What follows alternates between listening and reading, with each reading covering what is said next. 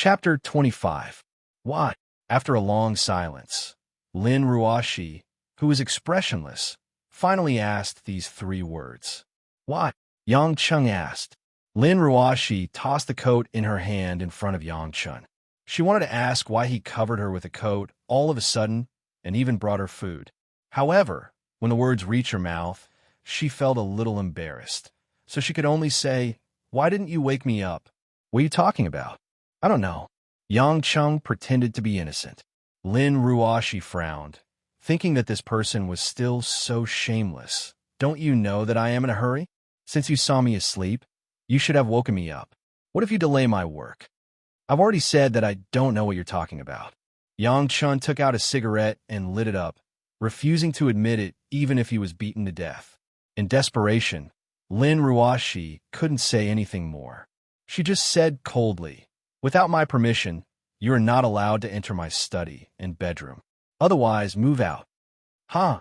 Yang Cheng was amused. "Move out? I never said I wanted to move in. You asked me to move in. Why does it seem like I am begging you to move in?"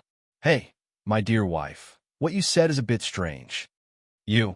Lin Ruoshi wanted to refute, but she suddenly remembered that it was indeed her who asked him to move in.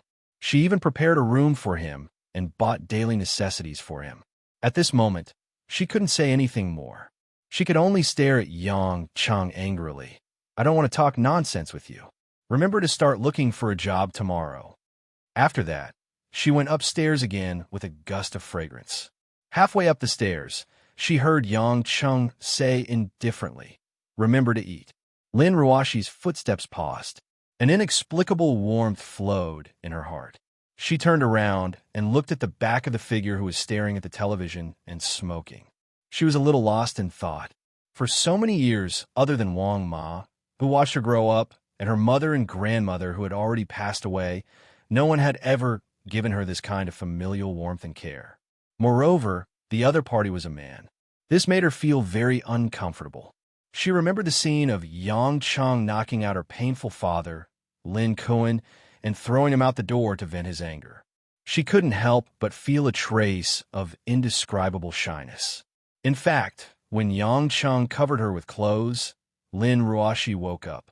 She was naturally cold and didn't know how to express her feelings. She didn't dare to open her eyes to face this fact, so she continued to pretend to be asleep. At this moment, hearing Yang Cheng remind her to eat. Although she was touched, her face was still very indifferent. She replied, "It's none of your business." Then she quickened her pace back to the study. Mother Wang, who just walked out of the kitchen, saw this scene and couldn't help but reveal a knowing smile. Yulei International's headquarters, located in the center of Zhonghai, had an entire office building of more than 40 floors. The word international was obviously not an exaggeration. Just by being able to blossom in Europe, America, and Japan, and become one of the top 10 companies in the fashion and cosmetics industry in Huaxia, it could be seen. The entire Yulei building was like a slender and elegant silver-gray tulip. The smooth lines and simple and elegant decoration made people feel refreshed upon entering the building. The air was filled with a faint scent of perfume. A variety of flowers and plants were placed in the building. It brought a natural beauty to the light white building decoration. However, the most famous thing about Yulei International's headquarters was not its unique and fresh decoration style.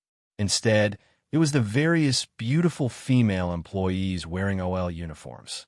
After all, it belonged to the fashion and cosmetics industry.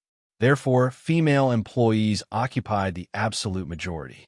What's more, Yulei International's recruitment obviously took the corporate image into consideration. Every employee that entered the company were all city beauties with good looks. Even if they weren't, they were still delicate and pretty. As for the beautiful models within the company, or those that had a cooperative relationship with them, they were even more tempting. Therefore, lonely city men who walked in circles outside Yulei International could be found everywhere. Each and every one of them wanted to be able to hook up with the women inside. However, the number of people who succeeded was very few. In this kind of environment, to be able to enter Yulei International to work inevitably became the best choice in the hearts of countless men. One can imagine, when Yulei International released the advertisement, and the public relations department was recruiting people, the number of men who broke their heads to sign up was unimaginable. Therefore, in ULA International's recruitment, they set up a special requirement for male applicants. First, the man must have a bachelor's degree or above from one of the top 50 universities in the world. Second, the man must be proficient in at least 2 foreign languages. Once these requirements came out, the men who wanted to fish in troubled waters to try their luck were immediately dumbfounded. Men with these qualifications, why would they go to ULA International to work as a public relations officer? Even if they weren't gold-collar workers, they were still elites in the company. Although beautiful women were important, how could they lack beautiful women when they were rich? In the end, among the dozens of people who entered ULA International's office for the final interview, there were less than 10 men. And these people, each and every one of them were wearing branded clothes. Their expressions were arrogant and insufferably arrogant. Obviously, they were playboys who thought, I'm number one in the world. Rather than saying that they came to apply for a job, it would be better to say that they came to look for women out of boredom. At this moment, there were still 5 minutes before the last 2 tests would begin. One was to set the questions on the paper, and the other was to face the examiner and answer the questions. There were still around 30 people left in the hall. Most of the women were nervous, while the remaining 7 or 8 men were relaxed and at ease. Sitting in the spacious fan-shaped hall, sitting next to Yang Chung, was a slightly chubby man with oily hair, a pair of glasses, and an Armani suit. Hey bro, which flower have you taken a fancy to? The chubby man asked with a wretched smile. Yang Chung was puzzled. What do you mean, which flower have I taken a fancy to? Still pretending. The chubby man smiled mischievously. Bro, don't be so secretive. At worst, I'll say it first. I've taken a fancy to the head of the public relations department, Mo Chinny. All right, your turn. Yang Chung was speechless at the chubby man's honesty. He smiled and said, I'm only here to apply for a job. I already have a wife. F*CKU. Who would believe your bullshit? The chubby man looked at Yang Chung with incomparable disdain. Let's not beat around the bush. Which of the brothers sitting here don't have money to spend and come to look for women? You're wearing this summer's latest CK to apply for a small public relations position. Do you think I'm an idiot, or are you an idiot? What wife? I believe you if you said you had 10 lovers. Who would marry a wife to manage themselves? Yang Chung was surprised. He shook his head and sighed. How is it that this country is more open than overseas? The world has changed so fast. Could it be that bro has really become a good man of this generation? He ignored the chubby man's nonsense. At this moment, the door of the hall was pushed open. A woman wearing a black tight-fitting suit and a snow-white shirt, with her long hair curled up, walked in gracefully. Behind her were 3 or 4 beautiful office ladies carrying materials. She's here. She's here. It's actually Mo Chinny personally coming to be the chief examiner. The chubby man beside him was like he had eaten ecstasy. He shook his fat butt in his seat excitedly. Both of his eyes were staring at the uniformed beauty called Mo Chinny. It wasn't just the chubby man who was a little excited. Even the other men revealed a somewhat fervent look. Obviously, they also saw that delicate flower as their prey. Chapter 26. Yang Chung raised his head and glanced over. Mo Chinny, with her enchanting figure, had already walked in front of everyone and picked up the small microphone. With just a cursory glance, Yang Chung understood why the fatty and the other men were so infatuated with this Mo Chinny. She was indeed a beautiful woman, with a slim figure and a charming face. If one had to compare, in Yang Cheng's opinion, she was comparable to Qiang Wei. However, Qiang Wei was more of a wild and charming sexiness, while the Mo Chinny in front of him was more of a confident and wise intellectual beauty. Obviously, the men who had played with those vulgar women found it hard to resist this kind of outstanding white-collar women. Everyone, please remain quiet. Mo Chinny smiled in a formal manner. Her voice was as clear as a silver bell. Next up will be the test on your language. After all, public relations work will be faced with all kinds of clients. And for our ULA international clients are extremely common. In the future, if you are unable to communicate well for the benefit of the company, It will be an extremely irresponsible behavior. According to everyone's application, we have prepared 6 foreign language test papers: English, French, German, Japanese, Spanish, and Italian. Later, everyone can choose the 2 languages that they want to test based on their specialties. Those who score above 60% will enter the final round of interview. So, everyone please carefully fill in the test papers that we will be handing out. The time limit is 1 hour. Thank you. As soon as she finished speaking, Chini signaled to the beautiful assistants beside her. The 4 assistants simultaneously walked to the 4 corners and began to hand out the test papers from the edge to the center. The majority of the people present knew nothing more than English, which they had learned since childhood, Spanish, or the relatively simple Japanese. Therefore, when it came to choosing the test papers, the English and Spanish test papers were the fastest to be chosen. Yang Chung sat in a more central position. When the assistant asked what kind of test papers he needed, Yang Chung was somewhat distressed about what he should choose. In the end, he awkwardly smiled and said, "Anything, just give me any 2 will do." The beautiful assistant was obviously stunned. This man was either an idiot or really powerful. Could it be that he knew these 6 foreign languages? However, she naturally wouldn't say much. Out of mischievousness, she also wanted to deliberately make things difficult for this arrogant man. The assistant picked German and Italian from the bottom. No one had chosen these 2 languages before. Although the exam only required 60% of the marks, the lower the requirement, the more difficult the paper would be. Yang Chung didn't care at all. After getting the paper, he signed his name and filled it in. 5 minutes later, the atmosphere in the examination room became a little heavy. Most importantly, a few male examinees felt rather unhappy. The reason was that the content of the examination paper was mostly related to women's cosmetics and women's underwear. Those knowledge, even if it was told to them in Chinese, they might not know. They knew how to play with women, but they didn't understand women. When the specialized words for cosmetics and professional design words for women's chest patches, bras, and thongs popped up one after another, the men went crazy. In less than 10 minutes, out of the 7 or 8 men present, 4 of them immediately threw down their pens and walked out. Before leaving, they greedily glanced at Chini's sexy figure, then left the examination room unwillingly. The fat man sitting next to Yang Chung was clearly also sweating profusely. He had a terrible headache, but he still gritted his teeth and continued to fight. After 15 minutes, Yang Chung looked at the test paper and frowned. He raised his hand and said, "That examiner, there's a problem." Chini maintained her formal smile, nodded at Yang Chung, and walked in front of Yang Chung leisurely. "Sir, do you have any questions?" Up close, Chini exuded a workplace woman's charm by a large margin. Her faint Chanel perfume matched with her exquisite intellectual temperament. She was radiant. The fat man, who had been struggling, had already put down his pen. He looked at Chini in a daze and swallowed hard. Perhaps it was because he had seen too many beautiful women, and now he had Xiang Wei, Li Jingjing, and even his wife, Lin Ruoxi, who was a grade higher than Chini. Yang Chung looked at Chini with an unenthusiastic gaze.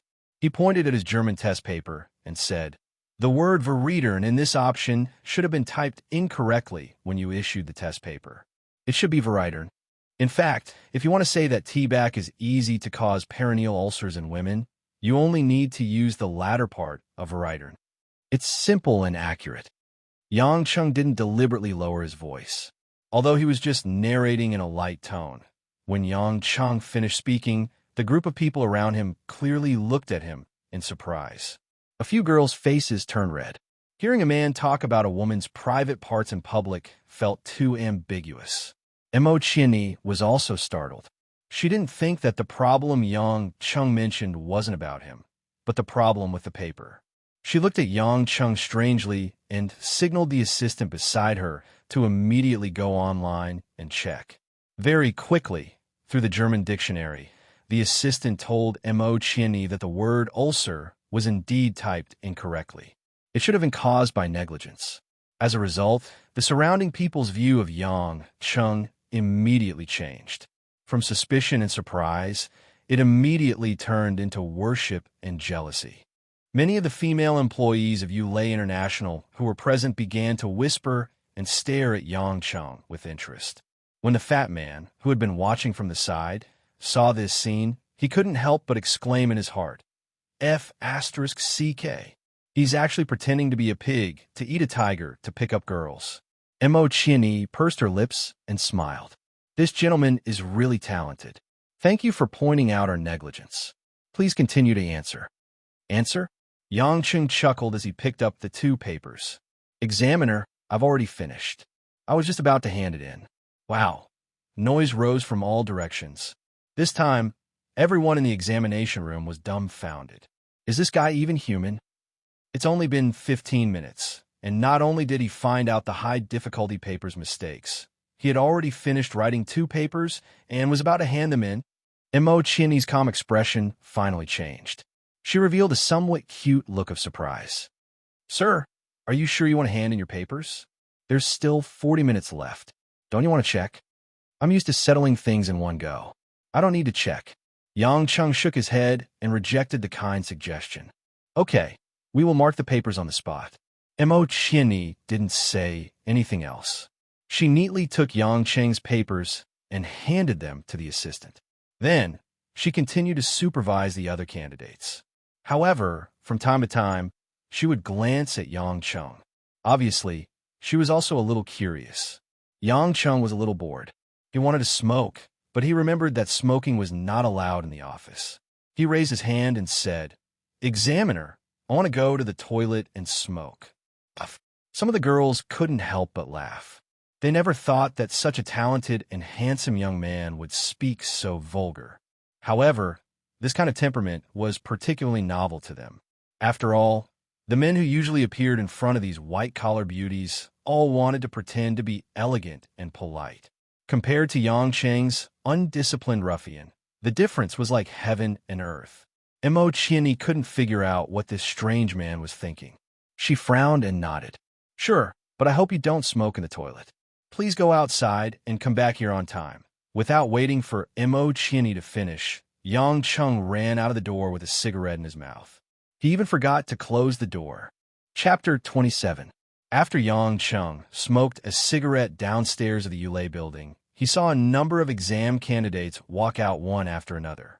Each of them were dejected and had an ugly expression on their faces, including that wretched fatty.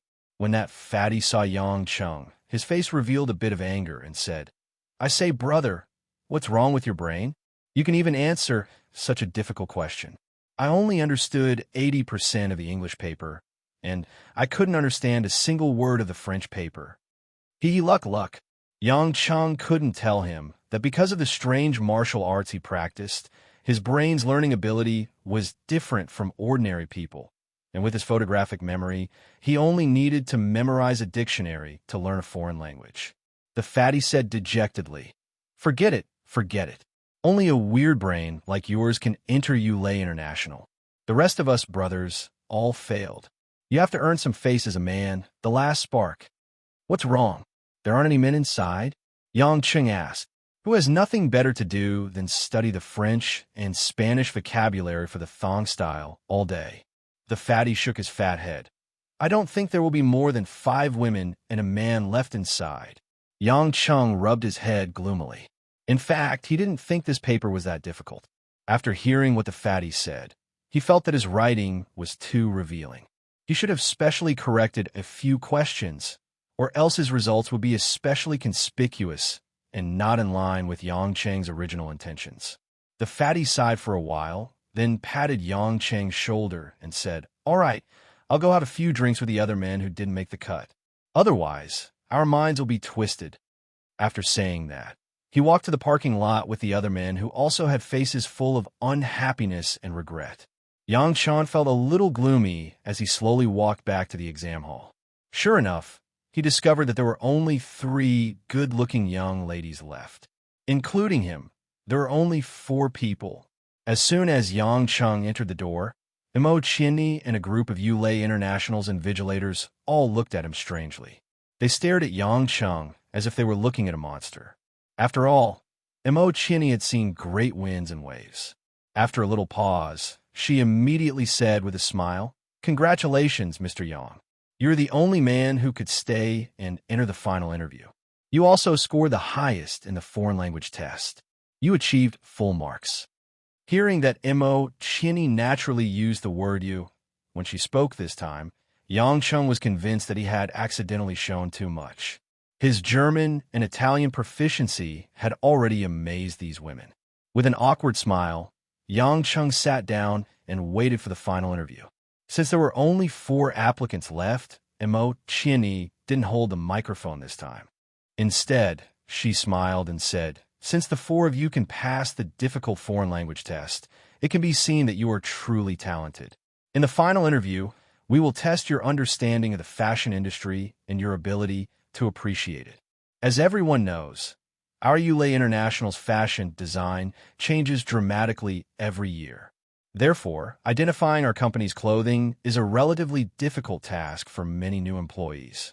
In a moment, 10 of our company's models will be wearing this year's newly designed clothing and will be displayed to the 4 of you.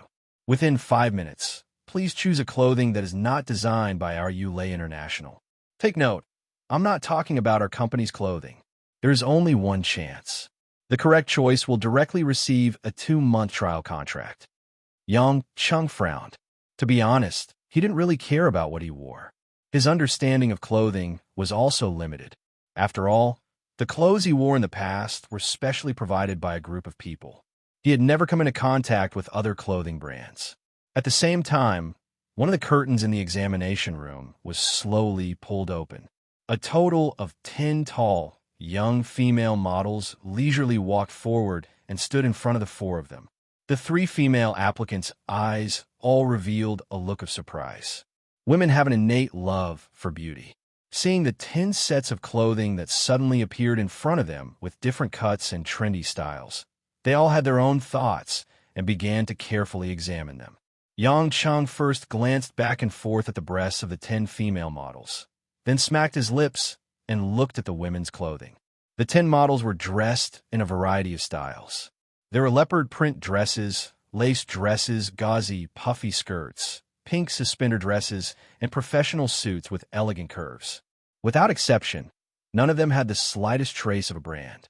When Yang Chung saw the end of the 10 models, he was stunned for a moment. Then, without hesitation, Yang Chung wrote down his answer on a piece of paper. 5 minutes passed in the blink of an eye. Mo Chini clapped her hands. An assistant immediately collected the 4 people's cards and handed them to Mo Chini. With just a glance, Mo Chini revealed a bit of surprise. Then, she looked at Yang Chung with some playfulness and curiosity. Pursing her lips, she smiled and said, "The results are out. On behalf of all the members of ULA International, I would like to express a warm welcome to our new colleague, Mr. Yang Chung." After saying that, she took the lead to applaud. When the other female employees heard that the result turned out to be the man who made them curious, they also happily applauded. The other 3 female applicants obviously couldn't accept that their eyes actually lost to a vulgar man. One of them unhappily asked, "Examiner, can you tell us the correct answer?" Mo Chini signaled everyone present to be quiet. Then, she smiled at the female applicant and looked at Yang Chung. "Mr. Yang, tell us your thoughts on the correct answer." Although he didn't care what others thought of him, it wasn't good for him to disrespect his future boss in front of so many people. So, Yang Chung sighed and pointed to the last model, number 10, and said, "I chose her." The other 3 applicants were obviously stunned. Then, they looked at the last model, number 10. This female model was wearing a bohemian-style, classical European dress. Because bohemian-style women's clothing was complicated and difficult to grasp, all kinds of tassels and pendants needed to be carefully chosen. Moreover, this kind of ancient gypsy clothing was free, wandering, and mysterious, and not something modern women could handle. Therefore, this kind of dress had always been looked down upon. However, it was precisely because of such an obvious long dress that the 3 female applicants only took a cursory glance at it before they ruled out number 10.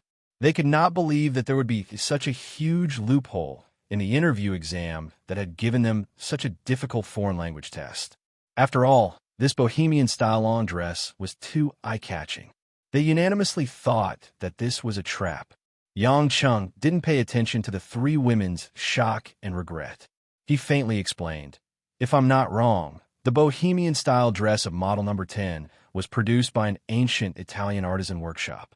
This dress's waist and the crystal pendants on the tassels were all carefully polished from real crystals. The diamond pattern on the chest was also real South African diamond. I think, although Ulay International is one of the top 10 fashion brands in the country, they still can't use so many high-quality natural crystals and diamonds to make this dress." This time, not only the three female applicants, but even the Ulay International employees present had a look of disbelief on their faces. They originally thought that Yang Chung could only see that this retro dress was expensive. They didn't expect that Yang Chung could even clearly see the origin of the dress. But what everyone present didn't know was that Yang Cheng's heart was blooming with joy. The designer of this dress was personally made by the old guy who specially sewed the dress for him. After wearing it for so many years, how could he not see this style, this extravagance from whose hands it was? No one in the world understood this person's style better than him. Looking at the elegant and noble bohemian-style dress in front of him, Yang Cheng's eyes revealed a bit of nostalgia. He softly asked in his heart, "Ron, you blind old guy who refused to wear glasses, how are you doing now?" Chapter 28. Yang Cheng's miraculous performance won the attention of all the Ulay International employees. Many female employees began to talk about this new probationary erudite male compatriot as an after-dinner topic. Before even officially starting work, Yang Chung was already known by the majority. After signing the probationary contract on the spot, Yang Chung was led by Mo Chinyi into the Public Relations Department.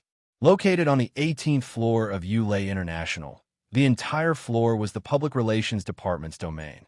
Upon entering the office area, many people stood up and applauded to welcome Yang Cheng's arrival. After all, the majority of the employees were female. To be able to join a new male colleague, the girls were somewhat happy. After Mo Chinyi let Yang Chung briefly introduce himself, she let him follow her into her department head office. Inside the office, other than a few pots of carefully arranged kaffir lilies, there were no other decorations.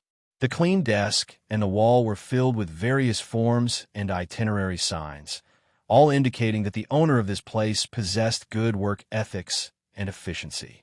Yang Chung rather admired his new superior.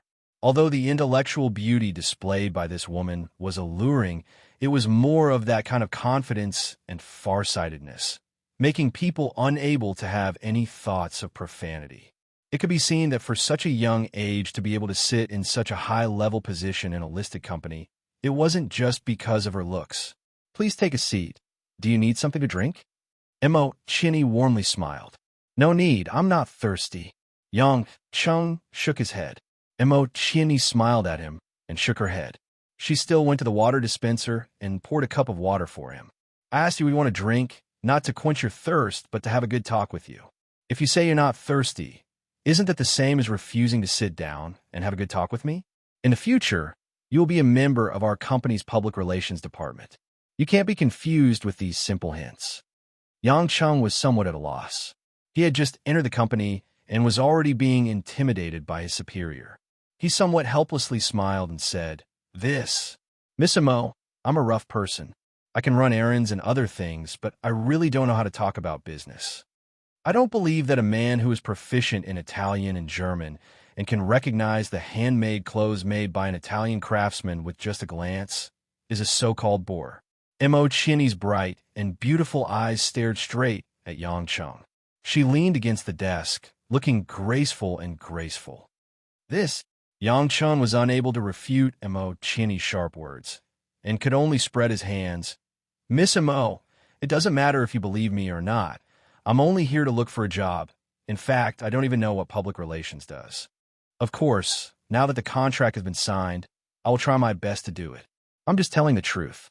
Mo Chinyi saw that Yang Chen's expression didn't look like he was faking it, so she changed the topic and said, "I looked through your materials just now. The materials you provided are very little. You only have a master's in marketing from Harvard University in the United States. However, among all the applicants, you're the only one with a master's degree from a famous university in the Ivy League. Therefore, you have been nominated to the final assessment list. Now, it seems that we didn't make a mistake. At least, you have excellent attainments in foreign languages and clothing. Lucky, lucky. Listening to the rapid-fire speech of his beautiful boss, Yang Chung, who wouldn't even frown even if he was facing a sky full of bullets, suddenly felt a little guilty. Mo Qianyi was a little dissatisfied with Yang Cheng's shallow speech. She sat at her seat and asked after a moment of silence, Yang Chung, since you said that you don't know anything about public relations, why did you apply for the job? The truth? Do you think that I want to hear lies? I think that you might like to hear lies. I'm afraid that you won't be able to stand the truth. Yang Chung was a little embarrassed. The truth? I want to hear the truth. Mo Qianyi was a little angry. This new employee didn't have the slightest bit of respect for his boss. Yang Chung took a deep breath. Okay. Actually, the main reason why I applied for the job was because my wife asked me to find an office job. Your wife asked you to find a decent job? Mo Qianyi felt like she was going to faint. She frowned and asked, what was your previous job? I sold mutton skewers in the West Side Market. I don't know if you've seen me before. I've had my stall for almost half a year. Yang Chung said with a simple and honest smile. Mo Qianyi felt like she was going crazy. A mutton skewer seller? The only qualified employee that was carefully selected from a large group of elites was actually a mutton skewer seller. I don't think this is a good joke. Yang Chung, I hope that you don't make a fool of me. That's only making a fool of yourself. Mo Qianyi said as calmly as possible. When Yang Chung heard this, he was a little puzzled. How is this making a fool of himself? Therefore, he said with a serious face, Miss Mo, you can look down on my job, but you can't look down on my character. Although I'm just a mutton skewer seller, I have no reason to make a joke out of my job. I sell mutton skewers. I'm proud. Mo Qianyi's beautiful face turned pale. She clenched her teeth and said, You're still saying that you're not making a fool of me? A man with a master's degree from Harvard University, proficient in 2 or more foreign languages, able to identify the origin of Italian handmade products, is a mutton skewer seller? Then what about the other applicants, the other people in society? What are they? Are they all vegetable peddlers? She didn't expect that after speaking for a while. Yang Chun really started to seriously ponder. He lowered his head and muttered to himself, then replied, Miss Mo, I don't know if they have ever sold vegetables before, but you can ask them.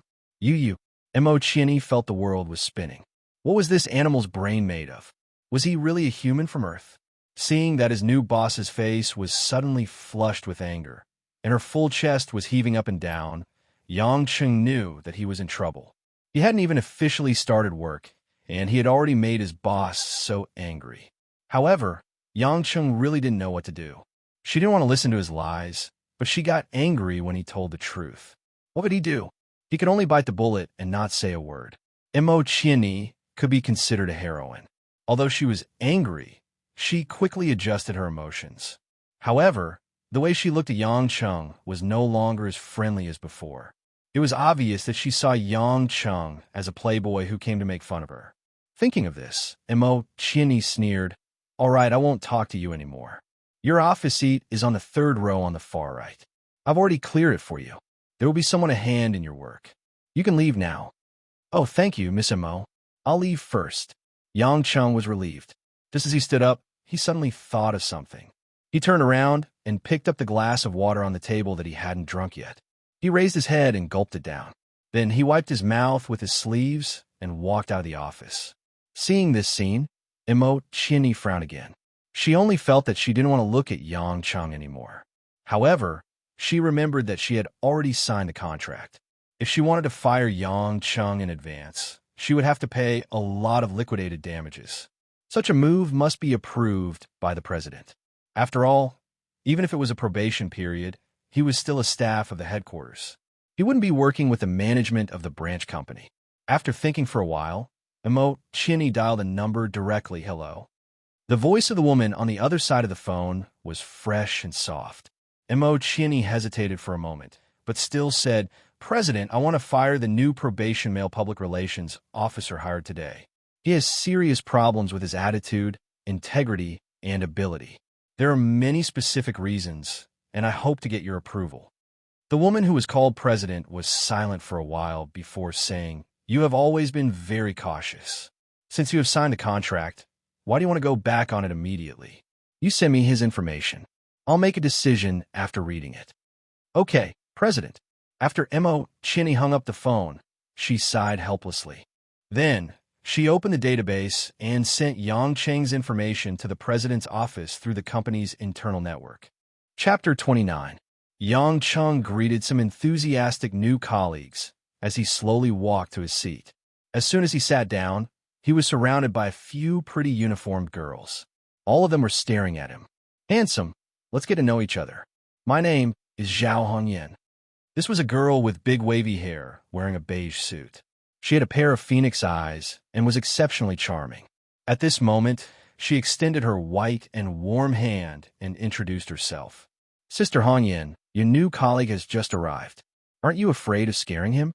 Another girl wearing a light blue suit giggled. Her face was a little round, and her figure was more voluptuous. She said with a smile, "Your name is Yang Cheng, right? In the future in our public relations department, you have to be the most careful of Sister Hongyan in front of you. She eats men without spitting out the bones." Zhao Hongyan didn't blush. She snorted and reached out to pinch the voluptuous girl's perky buttocks. "Zhang Kai, stop it. Who doesn't know that your needs are the biggest? You can't sleep without a man at night." That's not it. Sister Hongyan, look, our sister Mingyu hasn't married anyone yet. No matter how hard we try, we can't win against her." Following Zhang Kai's gaze, Yang Cheng looked at the last silent girl. This was a tall girl wearing a pink suit. Her shoulder-length hair was slightly dyed with a few strands of drunken purple. Her delicate facial features revealed a unique flavor of a mature woman. Lu Mingyu smiled sweetly. "What are you guys fighting for? I'm just welcoming a new colleague. I'm not as dirty as you think." As she said that, she extended her slender, jade-like hand and said, "Little brother Yang Cheng, you don't mind shaking hands, right?" Oh, of course. Yang Cheng naturally wouldn't mind intimate contact with such a mature woman. It would be even better if he could pinch Zhang Kai's plump and perky buttocks like Zhao Hongyan did. As soon as he touched Lu Mingyu's slender little hand, Yang Cheng felt Lu Mingyu's naughty little finger gently tickle his palm. He looked up and saw Lu Mingyu winking at him playfully. Such a simple and flirtatious action made Yang Cheng feel like he was walking on air. No wonder so many men wanted to enter Yulei International. The average quality of the women here was so high. What's more, they were extremely passionate. Following the three women's welcome, many female employees in the office came up to greet Yang Cheng with smiles. Of course, there are also some dirty jokes. After about 10 minutes, Yang Cheng finally saw the silhouette of a man among the surrounding colleagues. It was a man wearing a white shirt. His stature was short and fair. He looked like a university student who had yet to shed his childish innocence. His delicate face had a hint of shyness. Yang Cheng saw that his only male compatriot didn't come up to greet him. Instead, he looked like he wanted to say something but didn't. Yang Cheng found it funny. How could a man not be as open as this group of women? Therefore, he took the initiative to extend his hand and said, "I'm called Yang Cheng. Looks like you're the only male in this office. Get along well in the future." The delicate and pretty man immediately shook hands with Yang Cheng. His face was slightly red. He lowered his head and said in a small voice, that. "I'm called Chun Bo Huan. Welcome to our department." Chun Bo, morning erection? He could even come up with this name. But no matter how I looked at it, he couldn't get an erection. Yang Cheng couldn't help but say, "This name of yours is quite interesting. It's very manly." When Chun Bo heard this, he immediately shyly lowered his head even more.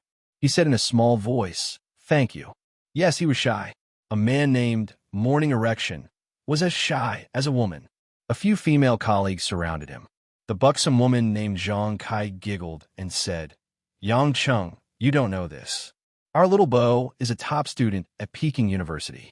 Before you came, he was the only one in our PR department. It's great now. With Brother Yang here, our offices Yin and Yang can finally be balanced." A younger female PR had already started to call Yang Cheng brother. Yang Chung joked with the few women for a while. He didn't want to waste any more of the office time. After returning to his seat, he began to organize the various documents and office equipment on his desk. The desk closest to Yang Chung was the seat of Zhao Hongyan, who was the first to shake hands with him. Zhao Hongyan smiled and asked, "Handsome, do you need help? If there's anything you don't understand, just say it." Yang Chung thought about it and asked, "That little Chun is so shy. How can he be a PR person? Doesn't a PR person have to interact with clients to discuss business and receive clients? How can he let it go?" Zhao Hongyan was stunned. She didn't expect Yang Chung to ask this. She covered her mouth and whispered, "I heard that little Chun came in through connections. Everyone sees that he is a shy kid, so they give him some clerical work to do. They usually don't let him do business." Yang Chung nodded. That made sense. Suddenly thinking of something, Yang Chung laughed and said, "Actually, I'm not good at talking and I don't know how to discuss business. I think in the future, you guys should give me some odd jobs to do. Making coffee, serving tea, and water are suitable for me. I can do some manual labor. What do you guys think?" Zhao Hongyan couldn't help but giggle. Her full breasts also trembled. "Handsome brother Yang, you really know how to joke. I heard that you are a top student from Harvard. In our company, there aren't many people with that level of education. Who would believe that you want to serve tea and water as a handyman? I'm serious. Don't doubt me." Yang Chung frowned in distress. Why didn't anyone believe the truth these days? Seeing that Yang Chung didn't look like he was lying, Zhao Hongyan waved her hand and said, Okay, I believe you. In fact, you are still in the probation period. There isn't much work to do. I'll talk to the sisters. In the future, you will be responsible for buying breakfast, making coffee, and moving things. We used to take turns doing it. You can do it alone. How about it?" "Really?" Yang Chung was happy. Buying breakfast, making coffee, and moving things. What a good job. Looking at Yang Cheng's excited face, Zhao Hongyan didn't know how to continue her joke. She muttered, "What a weirdo." Then she nodded. "Okay, then it's a deal. Remember to talk to everyone. I will buy breakfast for you tomorrow. Pay for it first." Yang Chung turned back with satisfaction and continued to organize the things on the table. He didn't care about Zhao Hongyan's dull face. 5 minutes later, when Zhao Hongyan wanted to see what Yang Chung was doing again, Zhao Hongyan was dumbfounded at this moment.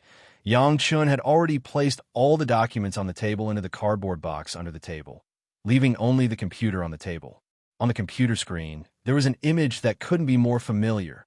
The Pokemon version of Lian Khan. This guy, he really wants to be a little handyman. On the first day of work, he plays little games. Zhao Hongyan felt a little dizzy. At this time, a woman wearing a black, close-fitting dress and white stockings with a plain and old-fashioned appearance suddenly walked into the office of the Public Relations Department. She calmly asked, "Is the newly recruited Yang Chung here today?" Seeing this woman, many of the staff present showed a surprised look. Then they looked at Yang Chung strangely. Yang Chung regretfully closed the half-finished Lian. He looked up and asked, "Yes, what's the matter, big sister?" "Big sister?" The female employees on the scene almost burst out laughing. Sure enough, hearing this title, the woman in black frowned and said in an even more unfriendly tone, "I am the CEO's secretary and assistant, Wu Yu. The CEO wants to see you now. You go with me immediately." "CEO? Why does the CEO want to see me when I just entered the company on the first day of work?" Yang Chung stood up in confusion, but he still followed Wu Yu out of the office without asking any more questions. As soon as Yang Chung walked out, the entire Public Relations Department office was boiling. Obviously, they all felt that this was an extraordinary matter. In the department head's office, Mo Chinny saw the scene outside and revealed a somewhat puzzled look. Chapter 30. Following Wu Yu, who had a jet-set figure, they took the elevator all the way to the top floor of the Yulei building. The entire floor was the CEO's office and resting room. Fashionable and avant-garde transparent materials, as well as a variety of tender bonsai plants, decorated the entire floor to be fresh and free from vulgarity, bright and spacious. Every detail was handled subtly, fully demonstrating the distinguished identity of the CEO in a large family enterprise. Secretary Wu, what did the CEO call me for? Following behind, he curiously asked. Wu Yu did not answer, and continued to walk silently, the sound of high heels hitting the ground rhythmically. Yang Cheng was helpless, thinking that this woman was probably sexually apathetic, so he did not ask anymore. However, Yang Cheng was somewhat regretful. Yesterday, he should have checked the information of the CEO of Yulei International, should not have only looked at the recruitment materials. If he had understood in advance, he would not be so clueless now. Suddenly wanting to meet his immediate superiors seemed to be at a loss what to do. Here we are, walking to a beautifully carved, milky white elegant door. Wu Yu coldly stared at Yang Cheng and said, "The CEO is inside. You go in by yourself. Pay attention to your tone. It is best to be more respectful." Regarding Wu Yu's inexplicable strict tone, Yang Cheng was not angry. Instead, he felt that this woman was more and more pitiful, if not sexually apathetic. Why would she look at men so displeasing to the eye? I'm already so manly. Can't she see that other female employees like me so much? Ignoring this pitiful secretary, Yang Cheng very naturally opened the door and walked into the core position of power in the Yulei building.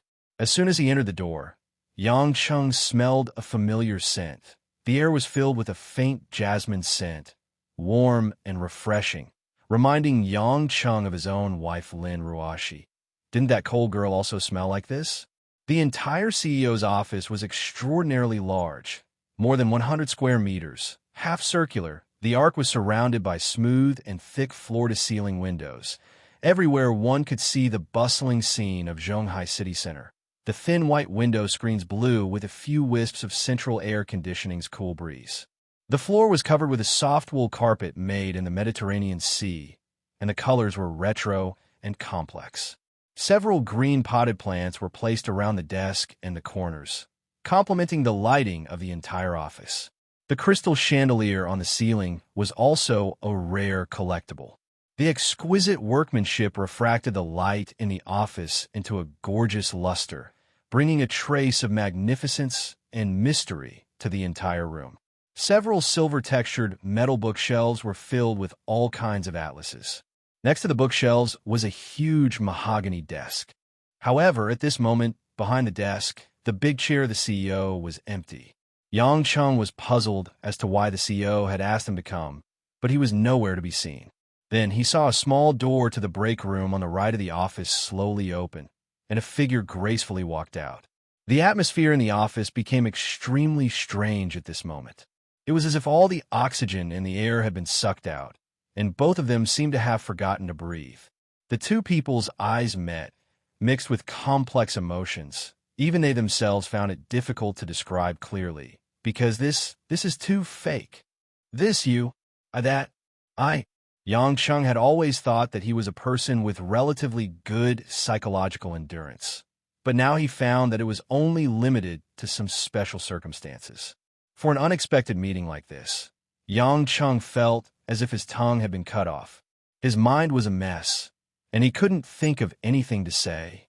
The woman in front of him was wearing a pair of crystal high heels, a pair of slender calves, black lace wrapped around the legs, revealing a bit of low-key charm. Her upper body was dressed in a decent beige professional women's attire, which vividly outlined the exquisite and perfect figure that was like the golden ratio. Her perky buttocks were even more set off by the tight waist, making people's blood boil. Her long, ink-like hair was neatly tied up, making her elegant swan-like, snow-white jade neck even more dazzling. Not only that, but what was irresistible was that God had also bestowed her with a beautiful face that no one could resist. You what? Lin Ruashi looked at the shameless man in front of her, who looked as if he had eaten a cockroach and couldn't speak, and that trace of complex nervousness from before vanished into thin air. Instead, she playfully said, "Haven't you always been very good at talking, very good at pretending? What? Now you can't even say half a sentence clearly." Yang Cheng opened his mouth for a while, but couldn't say a complete sentence. In the end, he could only angrily run to the water dispenser in the corner of the office, grab a paper cup, and poured a large cup of water. Gudong, gudong. He gulped it down in one gulp, wiped his mouth, and stabilized his state of mind. Turning around, he once again faced the sudden appearance of Lin Ruoshi. At this moment, Lin Ruoshi had already taken out the dignity of the head of Ulay International, this giant of the fashion industry. Quietly leaning against the slightly larger CEO's leather chair, she calmly and indifferently looked at Yang Cheng, like a statue of a goddess that couldn't be profaned, solemn and clean. Life is like a play, and the play is like life. Yang Cheng silently looked at the woman in front of him for a long time and couldn't help but laugh. Good little Ruoshi, my wife. Why didn't you say earlier that you were the CEO of Ulay so that I wouldn't have to work so hard to find a job? Just arrange a small security guard for me. It's clean and sits in the office. Mr. Yang Cheng, pay attention to the way you address me. In the company, I am your immediate superior. A trace of cold light flashed in Lin Ruoshi's beautiful eyes. This man in front of her was quite honest just now. Why did he suddenly start to talk nonsense again? Yang Cheng laughed and said, In the company, you are my superior. Does that mean I can call you that outside the company? No, Lin Ruoshi quickly denied. How could this man think of such a disgusting way of addressing me? She frowned and said, You can call me by my name, but you're not allowed to use those disgusting things. Yang Cheng ignored her. At this moment, his mood had also calmed down. The stimulation just now had been reduced to a negligible degree, so he unceremoniously pulled a chair and sat down opposite Lin Ruoshi's desk. He crossed his legs and sighed. Well, let's not talk about those things. Why did General Lin call me here? Only then did Lin Ruoshi remember the purpose of calling him up. After rolling her eyes at Yang Cheng, she turned the computer screen on the desktop 180 degrees, pointed at Yang Cheng's application information on the computer, and said, Your information says that you graduated from Harvard University with a master's degree in marketing management and a full scholarship winner. You're also proficient in English and French. Yang Cheng glanced at his own information.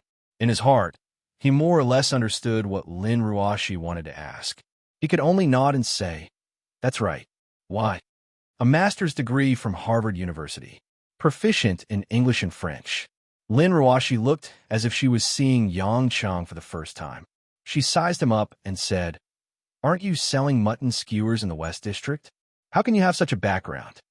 Yang Cheng, who had long thought of an excuse, repeated, When I was a child, I was separated from my family and sold to the United States.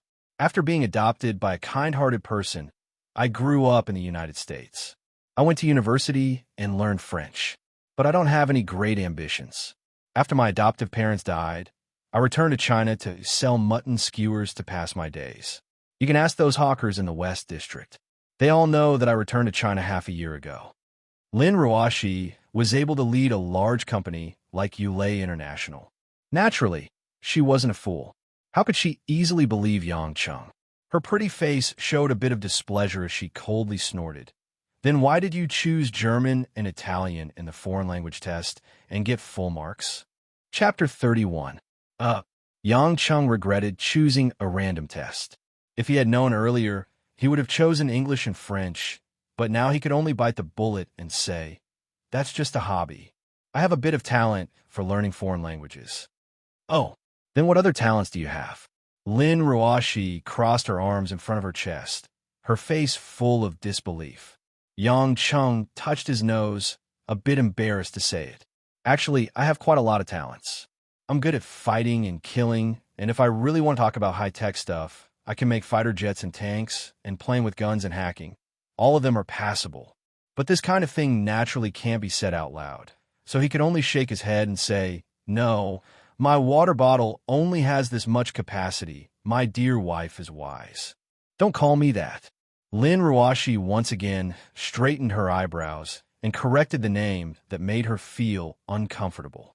She angrily said, Yang Cheng, no matter what the reason is, since you have chosen Ulay International and become my employee, then I have to make some things clear to you. Don't tell me you want to fire me? Yang Cheng gloomily spread out his hands. Hey, I say, Olda. General Lin, I finally found a job that meets your requirements, an office, decent, and capable job. You don't have to be so cruel to me. Although I'm a bit handsome and may be poisonous to the female colleagues in the company, but as a loyal man, how can I be a womanizer? Besides, wildflowers don't have the fragrance of home flowers. Don't you think so? Shut up. Lin Ruoshi couldn't take it anymore and slammed the table, her mouth pouting. This person's skin is too thick. Could it be that all the top students who graduated from famous universities are like this? Or is it that Americans have a different taste? The corner of Yang Cheng's mouth twitched as he tried to hold back his laughter. He didn't know why, but every time he saw his cheap wife's embarrassed look, he couldn't help but like it. It was just like the mood that a certain poet wrote, the gentleness when she lowered her head, just like the shyness of a lotus flower in the cold wind. Of course, Lin Ruoshi may be a lotus flower, but she is not necessarily gentle. Her reserved pride of a mature city woman, coupled with the pure and spoiled taste of a little girl, is the most attractive part of her. After a long while, Lin Ruoshi finally calmed down and glared at Yang Cheng with killing intent. Yang Cheng, we need to set some rules in the company. Fine, as long as you don't fire me, I'm fine with anything. Yang Cheng didn't want to argue with this girl. First, you're not allowed to call me those cheesy names. You're only allowed to call me General Lin or CEO, just like any other employee.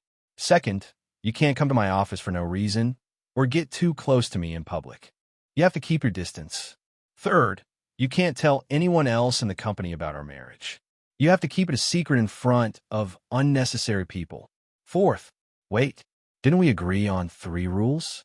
Why is there a fourth? Yang Cheng raised his hand in protest. Pa! Lin Ruoshi slammed her hands on the table and widened her almond-shaped eyes. If I say there are rules, then there are rules. If I say there are rules, then there are rules. Don't interrupt. Yes. Yang Cheng smiled bitterly. Lin Ruoshi continued. Fourth, as long as you work in my company, I will supervise you. You are not allowed to disrupt the company's normal work order. As long as you behave yourself, I will not fire you. I will even ensure that you continue to dawdle in the company, but you are not allowed to cause trouble for no reason. Fifth, after listening to Lin Ruoshi for more than 10 minutes, Yang Cheng yawned. At this moment, Lin Ruoshi was almost done.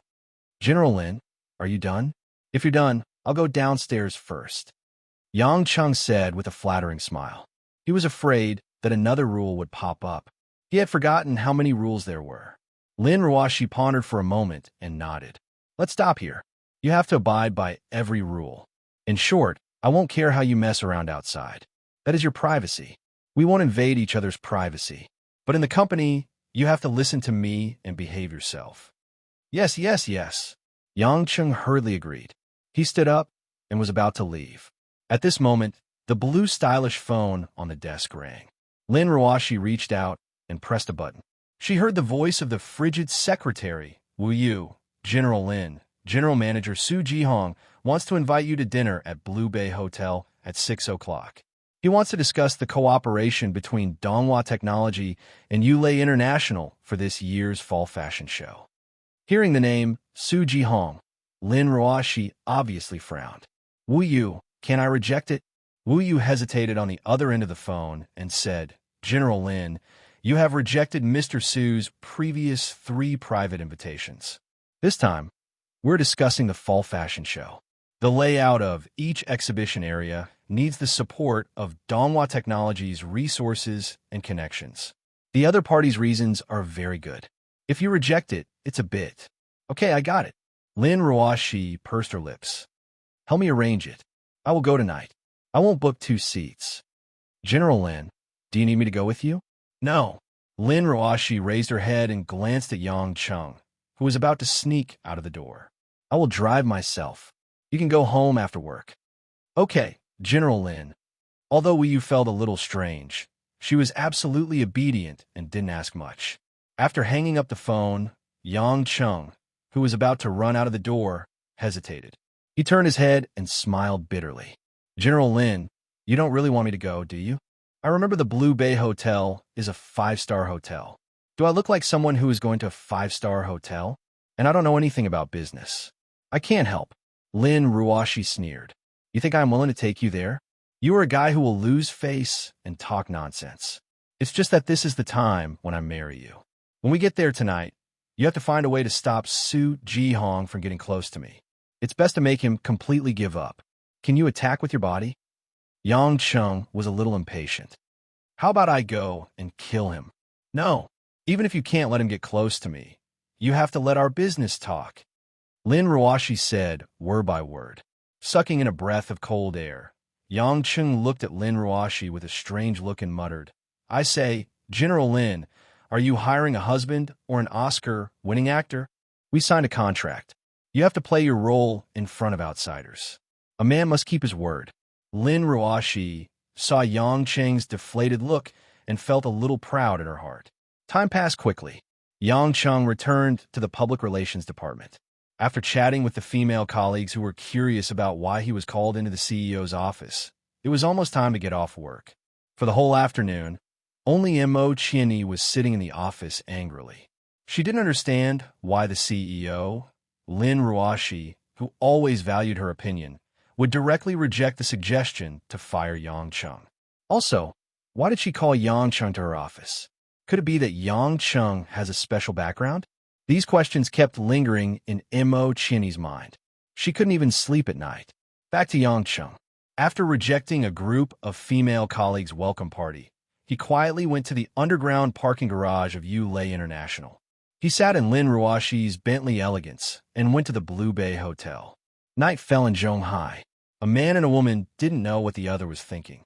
The young couple's first show of affection came with a phone call from Su Ji-hong. Chapter 32. The Blue Bay Hotel was a 5-star hotel that had just been completed 2 years ago. It was located at the edge of a resort in the east of Zhonghai City, nestled against a lake. The entire hotel's color scheme was fresh and elegant. The rich Scottish style of the building attracted many upper-class workers to come here to discuss business.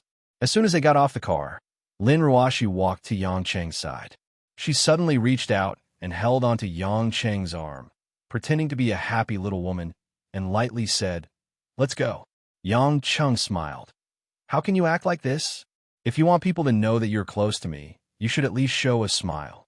If you keep acting like an iceberg, people will think that you are a resentful woman." "You are the resentful woman." Lin Ruoshi frowned in embarrassment.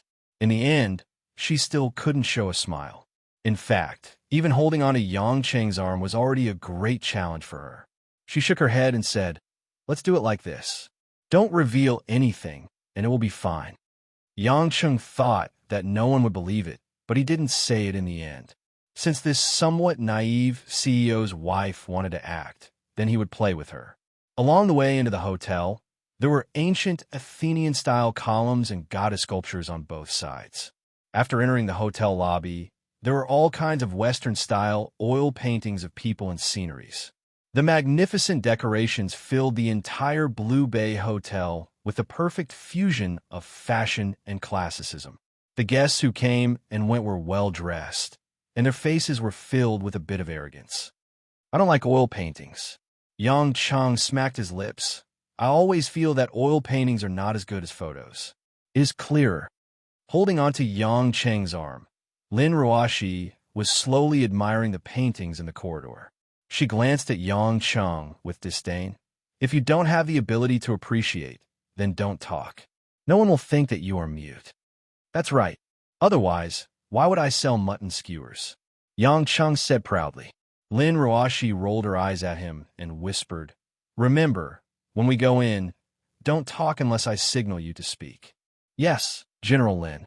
Yang Cheng held back his laughter and nodded. Under the guidance of a well-dressed etiquette lady, the two of them walked to a large private room by the lake. Looking up, the name of the private room turned out to be Judas, with a strong religious style. The milky white carved wooden door was opened at this moment. A rugged man in a black boss suit with slightly curly hair and an untrimmed beard suddenly stood at the door with a simple and honest smile. He made a pleased gesture and said, "Welcome, Miss Lin.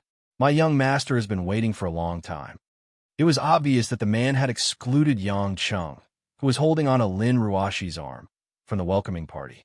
He did not even look at them. Lin Ruoshi nodded faintly and pulled Yang Cheng into the spacious private room. The smell of lavender spread in the air, just enough to lift people's spirits. Ruashi, you're finally here. A magnetic male voice came from the inside of the private room. A man in a blue shirt stood up from the large sofa inside the private room. He had a head of clean short hair, a fair face, and handsome facial features. It was rare that he had a respectful temperament that could only be cultivated by a big family.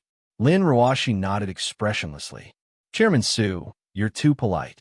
Su Jihong was not embarrassed by such a cold response. He still walked forward with a face full of smiles.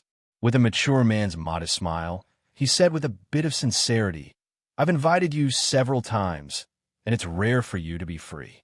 Your father has talked to me several times about you, saying that you're busy with work. In fact, I really don't mind. I'm already very satisfied that you can come and have a meal with me. It was hard to imagine that a general manager of a listed company, the eldest son and first successor of one of the top 5 families in Zhonghai, would intimately say to a woman, I'm already satisfied that you can have a meal with me. It was hard to imagine what effect it would have on other women. However, Lin Ruashi did not seem to be affected. She only reluctantly said, You're too polite, and did not say anything else.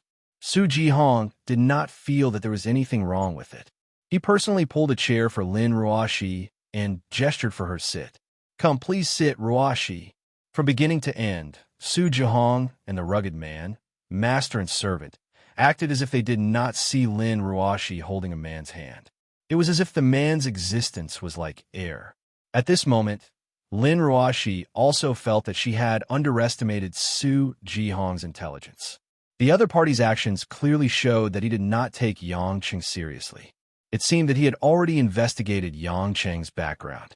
Who would believe that a big company CEO would marry a mutton skewer vendor that he had never met?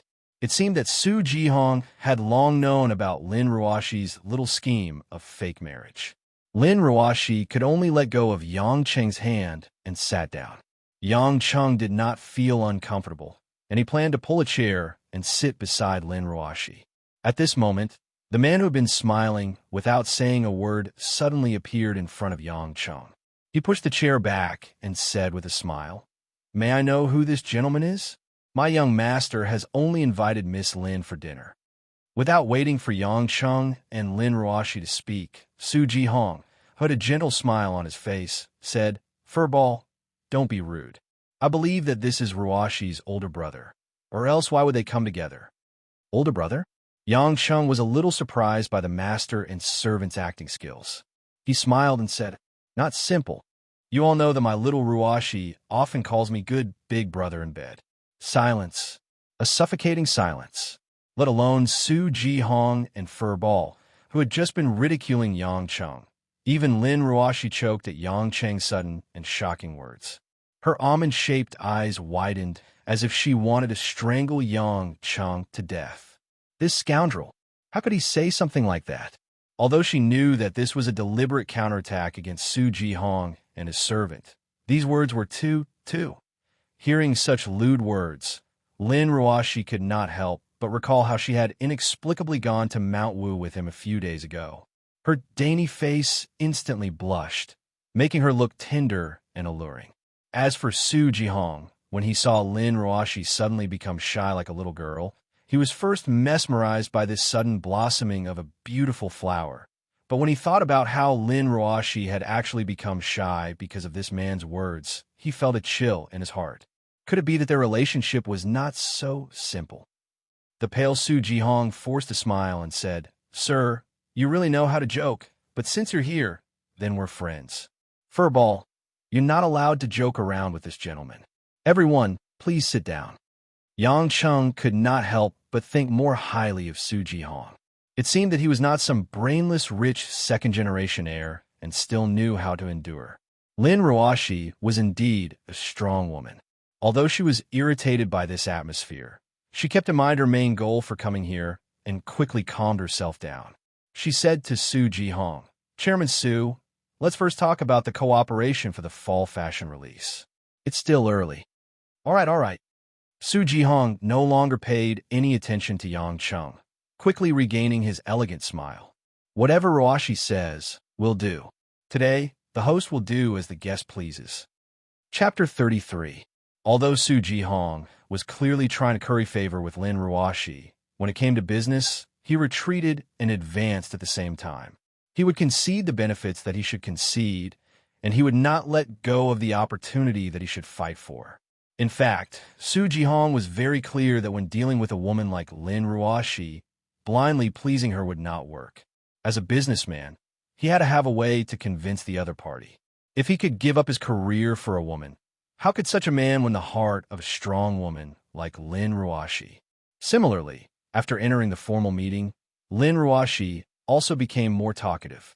She was not good at private socializing, but when it came to business, this unbelievably beautiful woman also had the demeanor of a gossipy woman. Many times, she would argue for what was right and only stop when she got the most benefits. As a result, after about an hour or so, Yang Chun, who was bored to death, could only stare at Furball, who also had nothing to do. Furball was clearly interested in Yang Chung, and from time to time, he would give Yang Chung a few provocative glances. Yang Chung honestly did not like this unkempt, brawny man.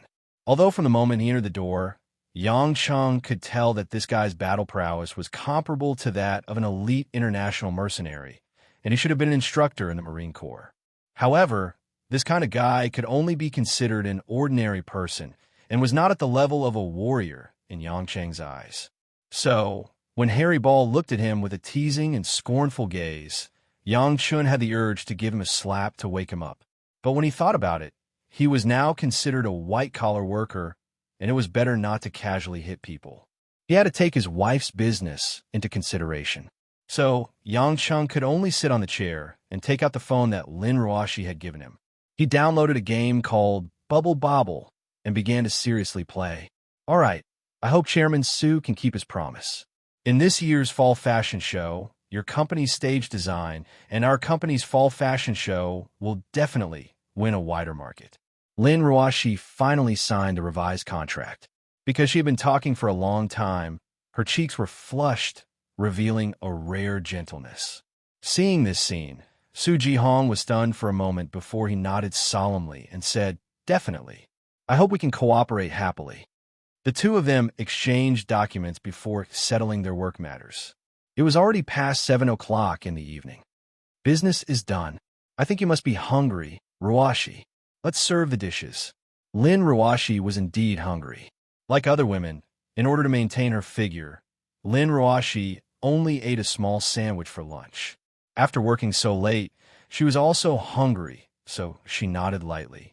Su Jihong clapped his hands, and the waiter at the door immediately began to busy himself with a smile. Dinner was traditional Western cuisine. When a set of Western cutlery was placed on the table, Lin Ruoxi looked at Yang Chung worriedly. It was obvious that the sudden change to Western cuisine was to embarrass Yang Chung again. "Sir, what is your name?" Su Jihong looked at Yang Chung with a faint smile. "My surname is Yang, and my name is Chun." Yang Chung yawned. He was also sleepy and hungry. Seeing that it was Western cuisine, he muttered in his heart, "It's not as good as a bowl of ramen." "Mr. Yang, it's our first time meeting, and I don't have any good gifts. I specially ordered a bottle of 1992 Nebbiolo, and I hope Mr. Yang can have a taste." With that, he signaled the waiter to bring over a bottle of beautifully packaged red wine. Yang Chung sneered in his heart, but he didn't say anything. He raised the wine glass on the table with 3 fingers and let the waiter pour the red wine into the glass. The waiter only poured a little bit and stopped. Yang Chung wasn't surprised. He took back the glass, shook it gently, and smelled it again. He tilted the glass and put the wine on the tip of his tongue to take a small sip. Seeing this, Lin Ruoxi, who had been a little nervous, relaxed. Yes, this rascal grew up in the United States after all. He must have eaten traditional Western cuisine, but I don't know if he knows famous red wine like Nebbiolo. I hope he doesn't talk nonsense and embarrass himself. There was a flash of surprise in Su Jihong's eyes, and he asked with a smile, "How does Mr. Yang feel?" The raw materials of Nebbiolo are mainly from Italy's Piedmont, Barolo, and Barbaresco regions. The highest level is the general French Margarita Bordeaux red wine, which is not particularly outstanding. However, this kind of wine has the fragrance of cloves, pepper, licorice, plum, dried plums, and rose. More importantly, it has a bitter chocolate taste, so it is still relatively different. Yang Chang said unhurriedly, as if the wine was brewed by him. This time, Su Jihong was obviously a little surprised. In fact, even if he often drank this kind of wine, he couldn't say such detailed information. He wouldn't believe that Yang Cheng just happened to know this. After all, every action of Yang Cheng was in line with the standard etiquette of an upper-class gentleman eating Western food. Mr. Yang is really knowledgeable. No wonder Ruashi asked you to accompany her. Su Jihong said with a fake smile. It's just SOSO. Yang Cheng was really not interested in talking to this hypocritical man. He said straightforwardly, if I don't have some skills, how can I be my little Ruashi's husband? Right, my wife? As he said this, he looked at Lin Ruashi ambiguously. Lin Ruashi's sweet dimples instantly turned fiery red. Although she knew that Yang Cheng was helping her block Su Jihong's attack, being called wife in this kind of situation still made her heart a little unbearable. Her heart almost jumped to her throat. She nodded somewhat stiffly and said with a mosquito-like voice, Then she pretended to be calm and lowered her head to sip the red wine in the glass to cover up her embarrassment. Su Jihong never thought that the man selling mutton skewers in front of him would really dare to make a deal with him directly. He even teamed up with Lin Ruashi to put on a show to fool him. One hand holding the crystal-clear goblet, his veins popped out. His face was a little green as he laughed dryly and said, So the two of you have tied the knot. I'm really sorry. I was rude. No. Yang Cheng smiled indifferently and said, I know.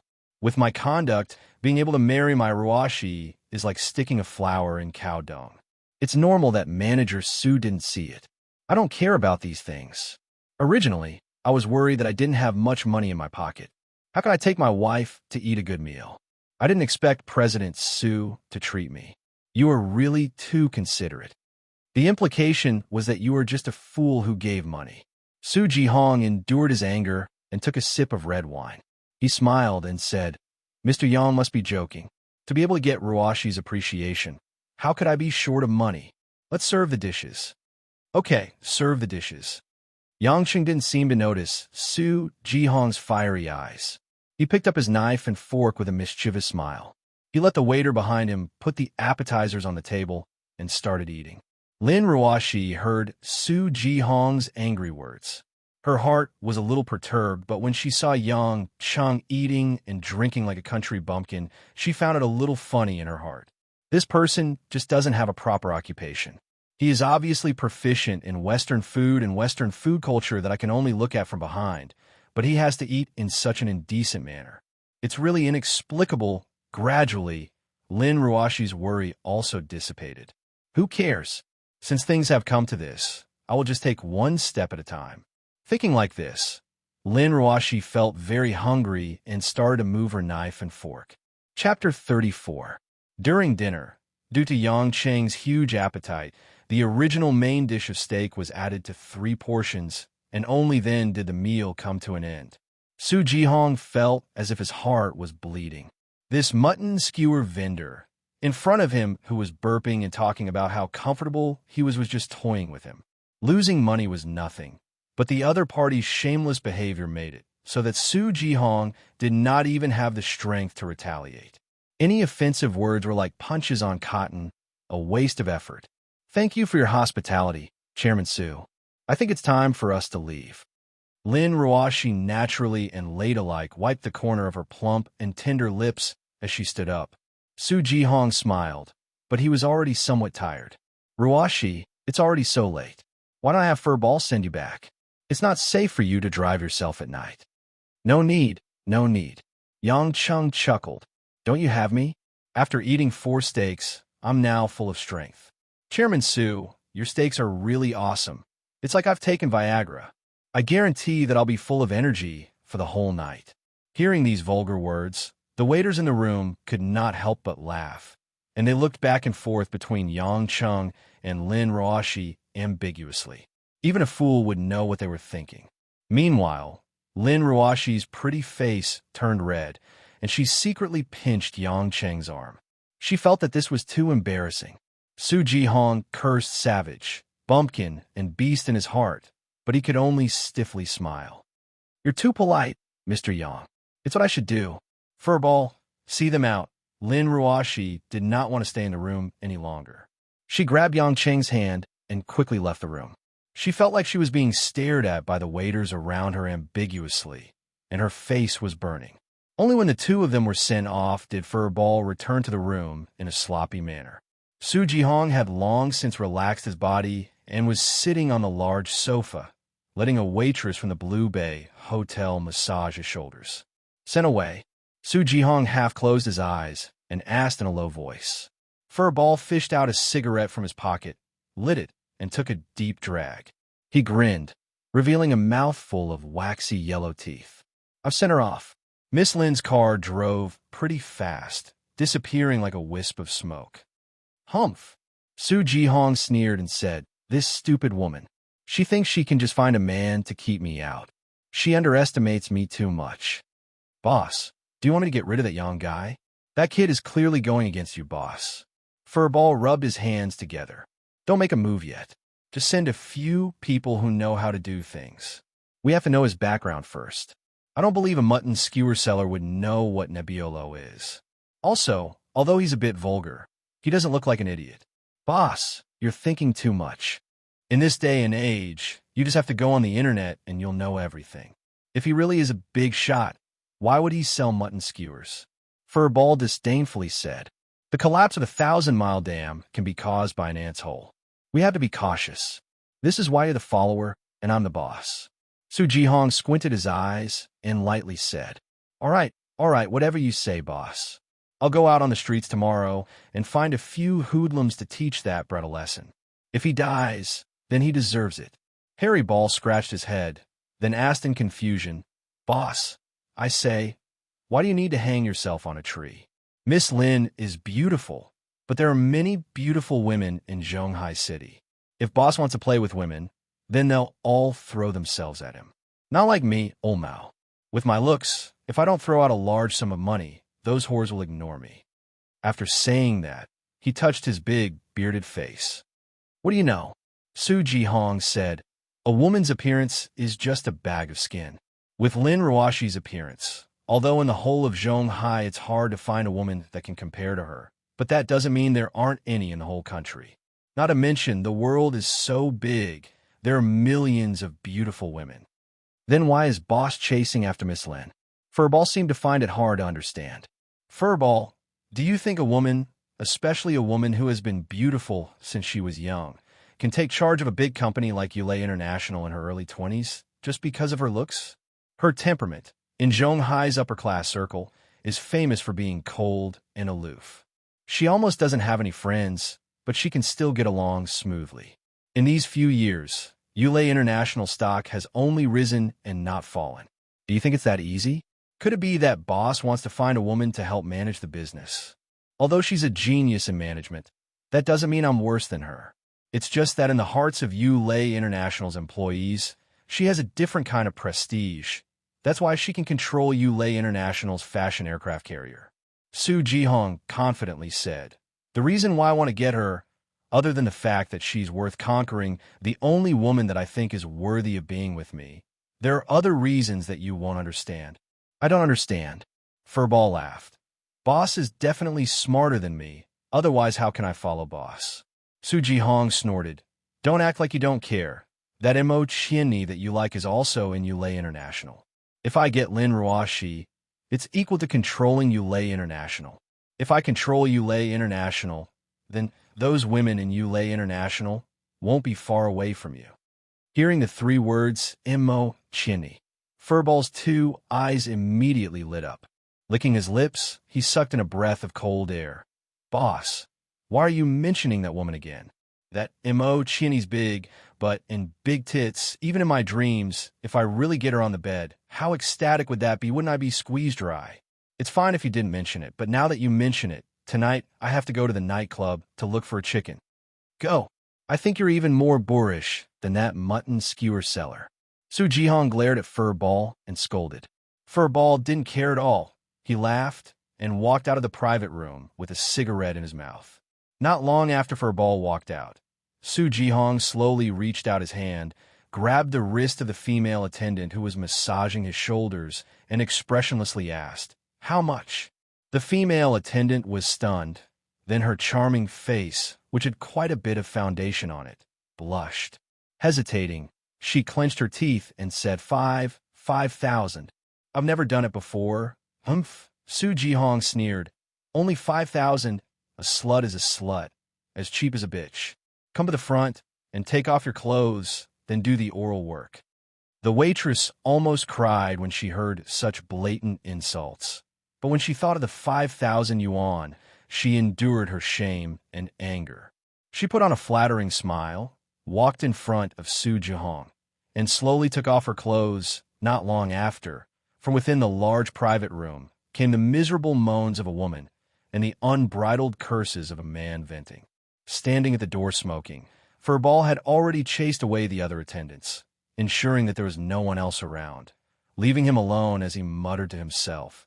Boss even said I'm boorish, finding a chicken faster than I. Old Harry. Rich people love to act pretentious.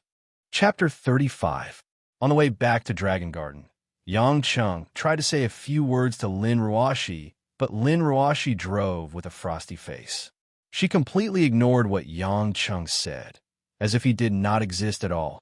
Faced with Lin Ruoshi, who had returned to being a snow mountain goddess, Yang Cheng could only helplessly close his eyes and rest in the car. In fact, Yang Cheng also knew that the words he said in the Blue Bay Hotel had already provoked his sensitive wife.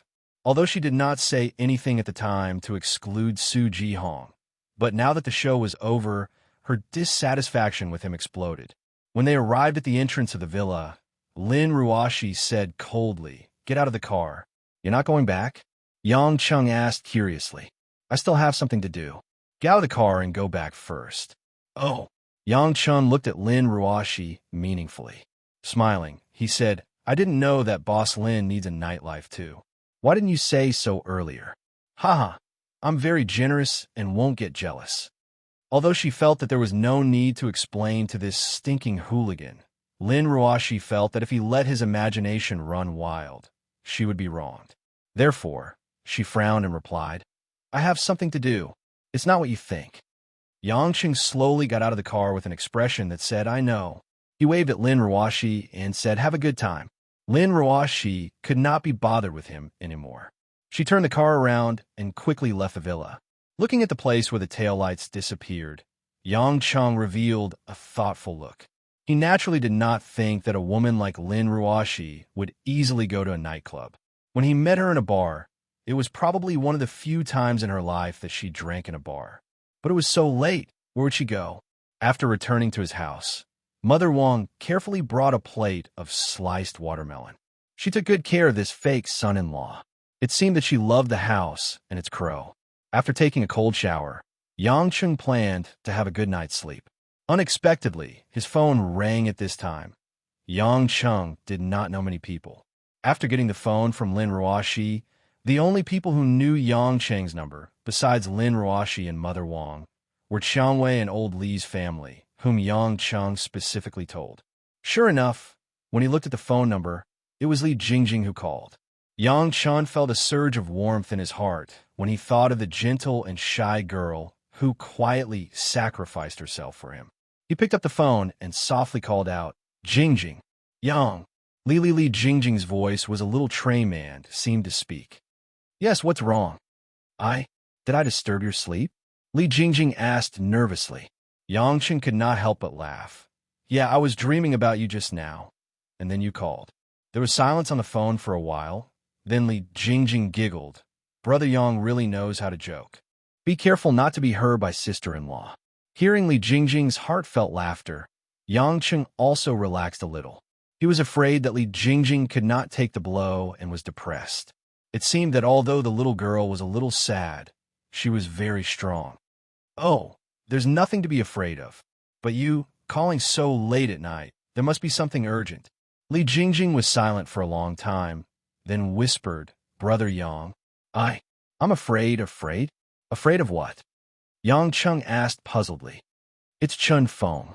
That person came to our house today and said that he wants me to be his girlfriend, or he will tear down my dad's stall." At the end, Li Jingjing actually sobbed a little. It seemed that she had cried before, so her voice was slightly trembling.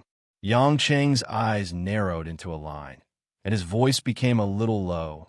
Jingjing, tell me clearly, what's the cause and effect? Li Jingjing seemed to feel the change in Yang Cheng, calmed down a little, and told the whole story intermittently. The cause of this matter happened in the morning the day before yesterday. Li Jingjing accompanied Old Li to the market. Old Li was setting up a stall, and Li Jingjing was buying vegetables. In the past, Li Jingjing was either studying in a university or doing an internship in another city. It could be said that it was her first time returning to Zhonghai. Therefore, when Li Jingjing appeared in the market, and Old Li introduced her to everyone, it was the first time for many people to see Li Jingjing. Coincidentally, Chun Feng, who had nothing to do, brought a few hooligans out to cause trouble. When he saw the pretty and pure Li Jingjing, he immediately decided to make her Chun Feng's girlfriend. Chun Feng was also cunning.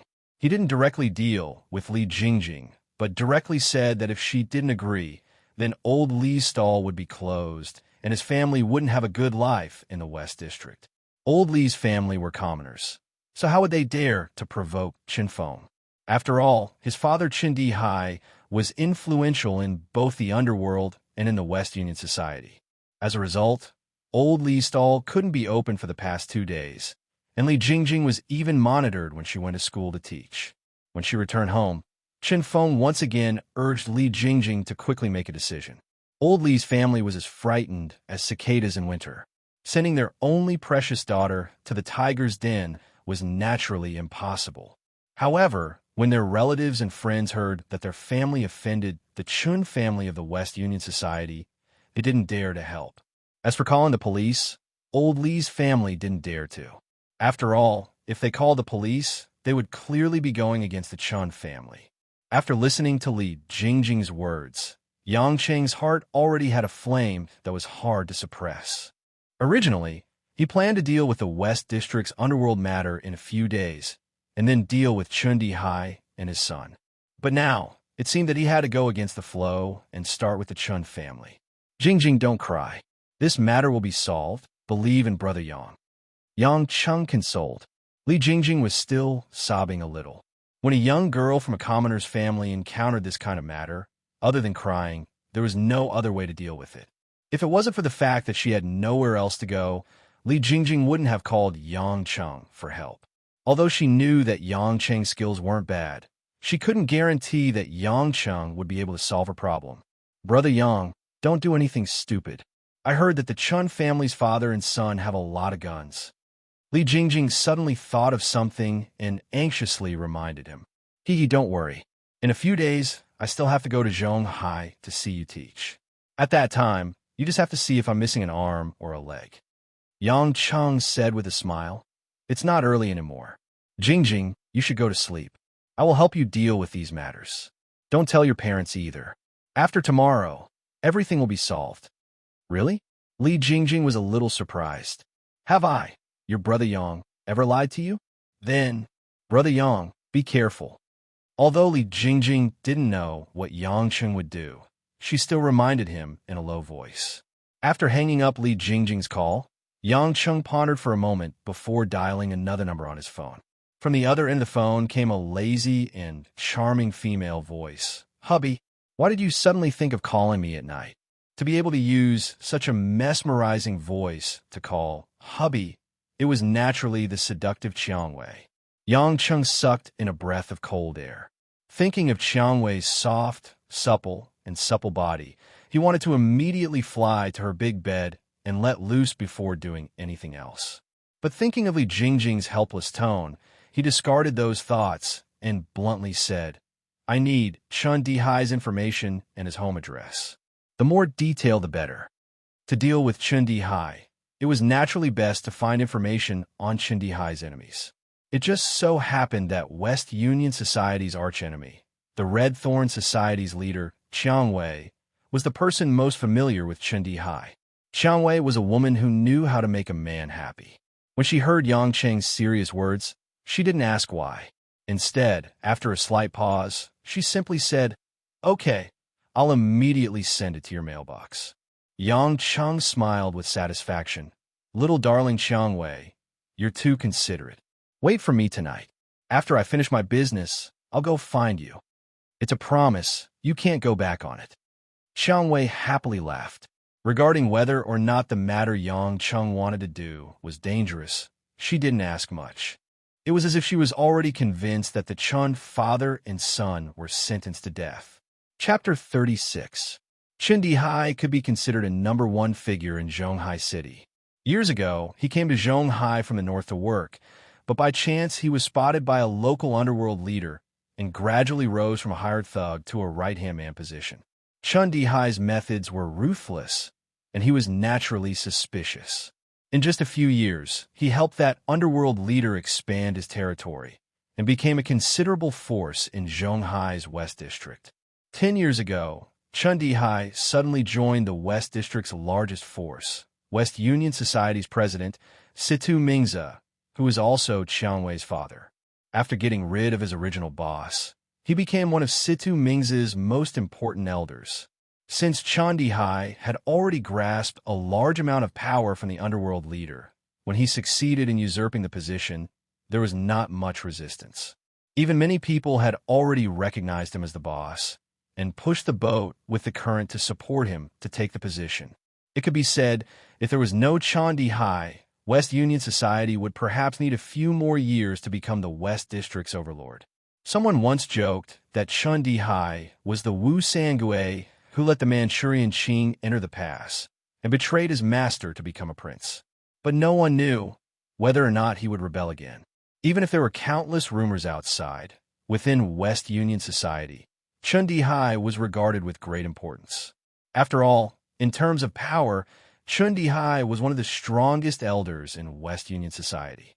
What's more, the more obvious a villain was, the easier it was to guard against them. So West Union Society's president Situ Mingze had always treated Chen Dihai well, and the two's relationship was surprisingly harmonious. After looking at Chen Dihai's information, Yang Cheng's first impression was one word: ambitious and ruthless. Disregarding the ethics of the world, and even more disregarding the rules of the pugilistic world, everything he did was to obtain a bigger backer and climb up to a higher position, but with a solid foundation step by step. This kind of person, if nothing unexpected happens, will be a rare person in the underworld who can live out his later years in peace, because he himself is a traitor, and he clearly knows how to prevent others from betraying him. "It's a pity you gave birth to an idiot's son," Yang Cheng muttered to himself, closed his laptop, and memorized the map information Qiang Wei gave him. The city center at night was like a cluster of brilliant neon lights, forming a sharp contrast with the roads in the suburbs. Half an hour later, Yang Cheng parked the BMW outside a small park in the western suburbs of Zhonghai, surrounded by slightly dilapidated residential areas. Chen Dihai's private condominium was just 1 kilometer away by the river. If the car was parked too close, it would be difficult to hide. Yang Cheng changed into a tight-fitting black short-sleeved shirt and a pair of dark brown trousers. As the chilly night wind blew past, Yang Cheng bounced a few times and made a few weird, twisting movements. The bones in his body made a cracking sound. About 2 minutes later, he finally stopped. Phew! Letting out a long breath, Yang Cheng raised his head and looked at the new moon in the sky, revealing a relaxed smile. "Luckily, my body hasn't rusted yet." As soon as he finished speaking, Yang Chen's silhouette instantly disappeared from where he stood. When he reappeared, he was already on the roof of a 3-story building tens of meters away. His nimble body was like a leopard cat that was adept at leaping and leaping from roof to roof, and ran towards a brightly lit mansion by the river. In less than 2 minutes, Yang Cheng was already half squatting on top of a towering tree. Less than 30 meters in front of him was the Chun residence, a huge 5-story condominium that was more than 800 square meters in size. According to the information, Chen Dihai's wife died of breast cancer not long after giving birth to Chen Feng. Therefore, in this huge, fortress-like house, only the father and son lived there. Of course, the bodyguards and thugs who protected them took up a lot of space. The higher a person's position was, the more they would worry about their own safety. Chundihai was no exception. Yangqing only took a cursory look. There was only one door to enter the Chun residence, and there were 8 bodyguards in black standing guard at the door. Occasionally, there would be a few bodyguards patrolling the courtyard, but it didn't seem like there were many of them. If one were to sneak in carefully, it wouldn't be hard to enter the condominium. Yangqing wouldn't believe that there were only a few people in such a big place. From the looks of it, most of the bodyguards were on standby inside the condominium in order to protect the father and son of the Qin family. Sneaking into the mansion wasn't hard for Yangqing. However, this wasn't the main point. What Yangqing was considering was that he didn't know where Chundihai was in this huge house. He was thinking about how to find Chundihai and Chunfeng, so Yangqing felt that it would be better to capture someone to ask. After thinking about it, Yangqing's figure once again left the branches of the big tree. When he appeared again, he was already at the entrance of the Chun residence. He had a harmless smile on his face. The 8 bodyguards were shocked by the sudden appearance of Yangqing, but they quickly surrounded him. "Stop right there, who are you? Do you know where this place is?" One of the bodyguards, who was the leader, said sternly. Yangqing didn't answer. When he was about 5 meters away, the tip of his foot suddenly tapped on the ground. His body was like a flying arrow, and he suddenly dashed towards the 8 bodyguards. The 8 people didn't even have the time to react. Although they all had pistols in their arms, they didn't have the chance to take them out at such a close distance. One of them wanted to raise his fist to block, but when he was slightly touched by Yangqing's fist, he felt a heart-wrenching pain. The bones in his hand felt like they were being crushed. From afar, Yangqing's body seemed to have broken free from gravity. He dashed into the 8 people, and his whole body spun 360 degrees in the air. Like a black whirlwind, his fists and legs made contact with the 8 people. He made intimate contact with their fists, palms, chests, and stomachs. This scene happened in the blink of an eye. Before the 8 of them could react, the 8 of them were already sprawled on the ground. Because of the pain in a certain part of their body, they revealed a ferocious expression and uncontrollably cried out in pain. The leader of the bodyguards felt that the bones in his hand were absolutely crushed. He knew that he had met a tough opponent, so he didn't dare to resist anymore. He quickly reached out and pressed the button of the mini walkie-talkie, wanting to inform everyone inside. Unexpectedly, a foot wearing a sneaker suddenly kicked his cheek, shattering the walkie-talkie earpiece. The burly man's head tilted to one side as blood spurted out from the corners of his eyes, ears, mouth, and nose. His skull was deformed, and dark red liquid flowed all over the ground. It was obvious that he was no longer alive. The other 7 people just got up and saw the tragic scene. They sucked in a breath of cold air and felt fear from the bottom of their hearts. The young man in front of them was still maintaining a slight smile. If there really was a devil from hell in this world, then the devil's smile might be like that. The 7 henchmen, who were originally going to sound the alarm, all looked at Yangqing with cold sweat. They were so scared that they didn't dare to move. Yangqing was very satisfied with this result. As for killing a gangster, he didn't care about it at all. After all, the number of lives in his hands was enough to pile up into a skyscraper. "I'm in a hurry. I don't want to talk nonsense with you. I want to know where Chunfeng and Chundihai are. If you say it, then scram. If you don't say it, then I'll help you scram." Yangqing's tone was very relaxed. It was as if he was casually asking someone on the street for a lighter to light a cigarette. But in the ears of the 7 people, the scram, he said, was like the call of the Grim Reaper. Chapter 37. Due to the cooperation of the 7 people, Yangqing was able to quickly find out the exact location of Chundihai and his son. As for the 7 people, they were instantly knocked unconscious and thrown to the side of the road. Before Yangqing finished what he wanted to do, it would be very difficult for them to wake up. Yangqing couldn't be more familiar with soundless stealth.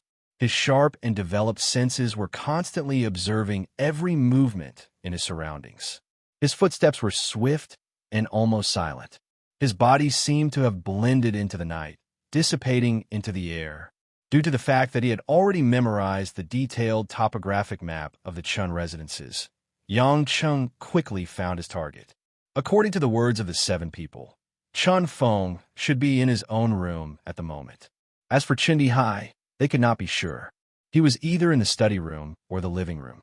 Jumping over 2 balconies and knocking out the 4 bodyguards without a sound, Yang Cheng's ghost-like figure arrived outside a large room on the 3rd floor of the apartment. It was already 10 o'clock at night, but the room was still brightly lit. The swaying shadows of the trees made Yang Cheng's shadow under the moonlight appear even more indiscernible. When the cold wind blew past the curtains of the French windows, the scene inside the transparent glass door was reflected into Yang Cheng's eyes. In the luxuriously decorated large bedroom, there was indeed a familiar figure, Chun Feng. However, the current Chun Feng did not notice that there was already an uninvited guest standing at the door of the balcony. He was currently doing something that would cause a normal person's blood to boil with lust. On the huge low bed in Chun Feng's room, a white female body was tied up in the shape of the character. Both her hands and legs were tied up tightly with the woman's black lace stockings. This kind of elastic and strong fiber had already caused the 4 limbs of the woman to bleed. The woman's snow-white skin already had a few bruises. It seemed that she had already suffered some painful treatment before. The woman's dyed hair was disheveled. Due to the struggle and sweat, it looked extremely messy. Her rather charming face was flushed red. Her mouth was stuffed with something that looked like a woman's underwear, causing the woman to cry and be unable to speak. When Yang Chun saw this abused woman, the first thing he felt was a sense of familiarity. After thinking for a while, he realized that she was actually the woman who tried to seduce him in the bar where he met Lin Ruashi.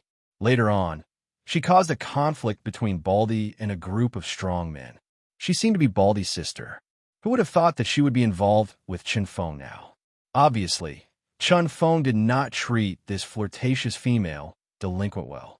At that moment, he was also standing on the bed without a single piece of clothing. His feet were filled with all kinds of rubber toys. The toys were as small as beads, while the big ones were as big as bowls. These toys were stained with erotic liquid, causing the bedsheet to become wet. Chun Feng's body was a bit skinny. It seemed that he had overindulged. It seemed like he had overindulged daily. Of his body. Of Chun Feng's body. Ha ha. You so. Go on and shout. Go ahead and cry. You dare to go out and find a man behind my back. See if I don't screw you to death. Gout chow to death. At this moment, Chun Feng's face revealed a crazed and twisted expression. As he cursed, he continuously kicked the woman's face, chest, and the wet spot between her thighs. Playing with you is an honor for you. Why get that lead chick tomorrow? I'll throw you to my brothers. Aren't you horny and thinking about men? If you aren't satisfied with me alone, my brothers will take turns with you. Look at your flirtatious appearance. Do you really think that you're my woman? Why don't you take a look at your pig face? If it weren't for me being bored, who would want to play with you? Chun Feng shouted as he panted heavily, as if he was possessed. If you want to play, I'll poke you with my toes and let you play. The woman was obviously in pain and humiliated to death. However, her mouth was stuffed with a ball of smelly underwear. She wanted to scream and cry, but the disgusting smell made her nauseous. Tears flowed onto the bed sheet, and because of crying, her body could not help but tremble. Seeing that this female delinquent was about to be humiliated to death, Yang Cheng felt that it should not happen. Perhaps this female delinquent was not worthy of sympathy, but people like Chun Feng deserved to die first. When Chun Feng picked up a black leather whip on the bed and was about to ruthlessly whip her, the glass door behind him suddenly opened with a bang. Who? Chun Feng immediately turned around in shock. When he saw the figure that appeared at the balcony door, he was so scared that he almost peed. What? We haven't seen each other for a few days, and you don't recognize me. Yang Cheng's mouth curled up. He took out a cigarette from his pocket and slowly lit it up. The smell of male and female hormones in this room was too strong. There was also a strong smell of Gucci perfume. The two completely different smells mixed together, and it was abnormally pungent. Thinking that it was the smell of the secretions of the man and woman in front of him, Yang Cheng felt that smoking was more comfortable. Chun Feng's brain stopped working. Only then did he tremble as he picked up the leather whip to defend himself. He carefully stepped back and said, Yang Chung, why are you here? When the woman who was fixed on the bed saw Yang Chung, she also stopped crying. She also recognized this man. He was the man that made her so angry that day. In the end, she could not get her brother to avenge her. If the previous Yang Chung made the woman extremely disgusted, then the sudden appearance at this moment made the woman feel that Yang Chung was simply the savior of the world. Yang Chung looked at the little worm between Chun Feng's legs mockingly and said with a smile, Young man, previously at the market, I've already said that I hate being threatened the most. I did not threaten you. You threatened old Li's family. They are my friends, which is equivalent to you threatening me. A trace of viciousness flashed in Chun Feng's eyes. He sneered and said, Yang Chung, do you think you can still leave after coming in? All I need to do is shout, and my dad's men will shoot you into a hornet's nest. You could try. Yang Chung held the cigarette in his mouth and slowly walked toward Chen Feng. You also like that Li Jingjing? You want to be a hero and save the damsel in distress? Dream on. I will definitely get that Li Jingjing. I will make her pregnant, and then let my men take turns on her. Chen Feng shouted and immediately opened the door behind him, tried to escape from the room. However, Yang Chen's figure had already traversed a distance of 5 meters in an instant. His steel-like hand fiercely slammed the door shut and took the opportunity to fiercely slap Chun Feng's face. Chen Feng was hit silly. Why did Yang Chung suddenly appear beside him? Half of his face instantly became red and swollen. It was extremely painful. He panicked and hid in a corner. He pointed at Yang Chung and shouted, You are not allowed to come over. My dad's men will be here soon. They will kill you. Yang Chung directly spat the cigarette butt and spit on Chun Feng's face. He expressionlessly walked in front of Chen Feng and looked down at him. Chen Feng shrunk into a hedgehog and did not dare to raise his head. Originally, I wanted to let you die a quick death, but what you said made me change my mind. You seem to like to play with women. Then I will first make it impossible for you to play with a woman. Just as he finished speaking, he suddenly exerted force on his leg and kicked the small lump of flesh between Chun Feng's legs. Ouch! Chun Feng's wail was like the howl of a wolf in the middle of the night. It was miserable and sharp, piercing through the silence of the entire apartment building. Chapter 38. Seeing that Chun Feng had fainted, his body curled up into a crooked shape, and his lower body was a mess of blood and flesh, Yang Chun stopped. He glanced sideways at the delinquent girl whose face was deathly pale from fright, and once again revealed that harmless and warm smile. Don't be afraid. I'm not here to kill you. Yang Chen's smile made the delinquent, who was about to faint from fright, almost lose control of her bladder. Please spare me.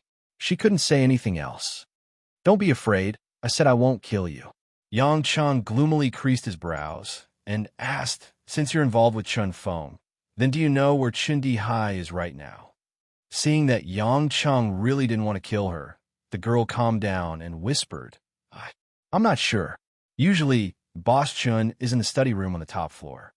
Well, it seems that those idiots didn't lie to me. Yang Chung muttered to himself and walked out the door. The girl saw it and didn't care about her fear. She said in surprise, You're not going to run away? Run away? Why? Yang Chung turned back. The scream just now must have attracted those thugs. They will be here soon. The girl was worried for Yang Chung, even though she was tied up by the stockings. Yang Chung smiled indifferently. It's best if Chindi Hai comes here personally. After that, he walked out and closed the door. According to his memory, Chindi Hai's study room was located in the middle of the top floor of the apartment, which was the center of the 4th floor. After Yang Chung entered the corridor, he walked directly to the stairs. Sure enough, after a few steps, there were a lot of people rushing up and down the stairs in front of him. They were all wearing the same black uniforms as the henchmen at the entrance, but they were all armed with weapons. There were electric batons, and there were also people wearing steel nail gloves. Yang Chung naturally wouldn't be naive to think that Chindi Hai's men didn't have guns. But after all, this was in China. The Huaxia government's gun control was well known in the world. It was impossible for every subordinate to be armed with firearms. Therefore, those who would really point a gun at him were definitely the elites.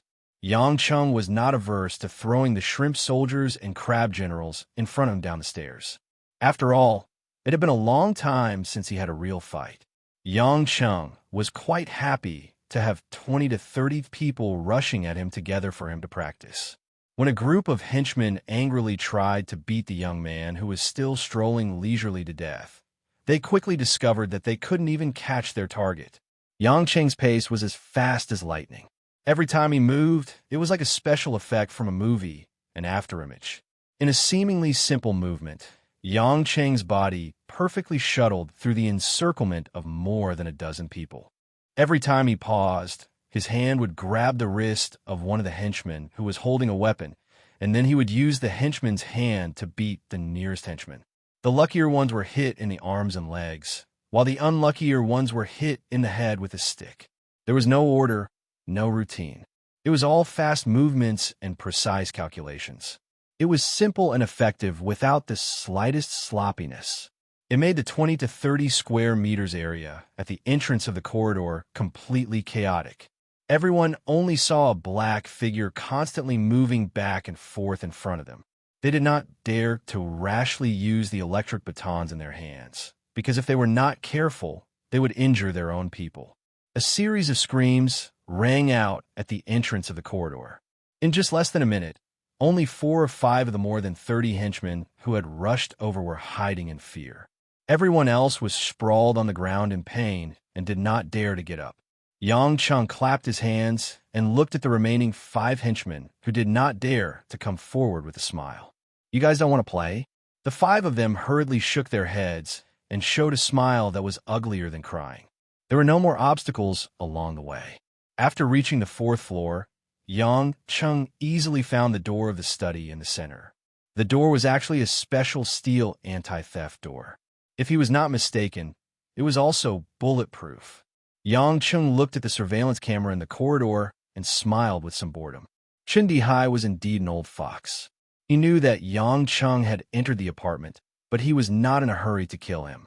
Instead, he first sent more than 30 henchmen to test and wear him down. Now that he was hiding in such an iron barrel-like room, there must be an inescapable trap inside. In fact, if it was not for him, this was a good move. But he certainly did not know his true strength. Otherwise, he would have made a wiser choice to run away early. The steel door in front of him seemed indestructible, but Yang Chun didn't take it to heart. If it was the him from 2 years ago, perhaps he would have to spend a bit more effort to forcefully open it. But the him now, with the changes in his strange martial arts, this kind of defense was no longer of much use. Taking a slight breath, Yang Chung kicked straight at the thick steel door like thunder. Bang! After a heavy muffled sound in the corridor, the steel door was kicked into a depression. At the seam connecting the wall, the marble wall was shaken to the point of cracking, and stone fragments fell to the ground. Yang Chung withdrew his foot in satisfaction, walked forward, and gently pushed. Bang! A burst of smoke rose, and the steel door fell into the room. It was actually forced open. In a brightly lit study, there were indeed a lot of people standing there. "Little brother, good skills." A calm, somewhat low and hoarse voice came from the man sitting behind the large oak desk in the study. Yangqing only needed a glance to recognize Chen Dihai, because the man's face was very similar to his son, Chun Feng, except for his somewhat gray hair. He was not tall, but had a little more vicissitudes and gloominess. Behind Chen Dihai stood a row of more than 10 bodyguards in suits. At the moment, each of them had a dignified expression, and their hands had already reached into the inside of their clothes. It was obvious that they were on standby to pull out the pistols inside. What made Yang Chung a little surprised was that the man standing closest to Chen Dihai was actually the strong bald man he met in the bar. At the moment, he was already one of Chen Dihai's most trusted subordinates, closely protecting Chen Dihai's safety. When the bald man saw Yang Chung, he also showed some surprise, but did not show it. "Sorry, I broke your door." Yang Chung raised the corner of his mouth and smiled, and leisurely strolled into the study. Chen Dihai said with a fake smile, No problem. If the old doesn't go, the new won't come. It doesn't matter if the door is broken, as long as someone pays for it. What if I don't pay? Then first, little brother, please tell me why you came to my apartment to do these things, and then I will make a decision. Chun Di-hai's seemingly skinny hand knocked on the office desk and calmly said, Chun Di-hai, have been in Zhonghai for 20 to 30 years, and I am not that kind of unreasonable person. Little brother, your skills are extraordinary. If possible, I hope that we can be friends and not enemies. Yang Chung casually nodded and looked around. In Chun Di-hai's study, huge bookshelves filled the four corners, and all kinds of books and domestic and foreign publications were there. On a small table, there was also the four treasures of the study, which were actually used to write calligraphy. It seems that you have read a lot of books, and your level of education is not bad. Yang Chung did not answer the question. Chun Di-hai frowned. Even if you are in the underworld, in this era, you can't just rely on fighting bravely. He seemed to not understand what Yang Chung meant. Yang Chung nodded in deep thought. I want to say if your son, Chun Feng, had half of your brain, then you wouldn't have to die today. Yang Chung smiled brightly. Chapter 39. Chun Di-hai's face finally changed from calm to serious. There seemed to be a dark cloud between his eyebrows that could strike at any time. What do you mean, my son? Did Feng have a grudge with you? Yang Chung shook his head. It's too troublesome to explain. Anyway, without him, you could still live for a while. Little brother, you don't seem to understand your situation. Oh, Yang Chung had already walked 5 to 6 meters away from the desk. He stopped and asked with a smile, What situation?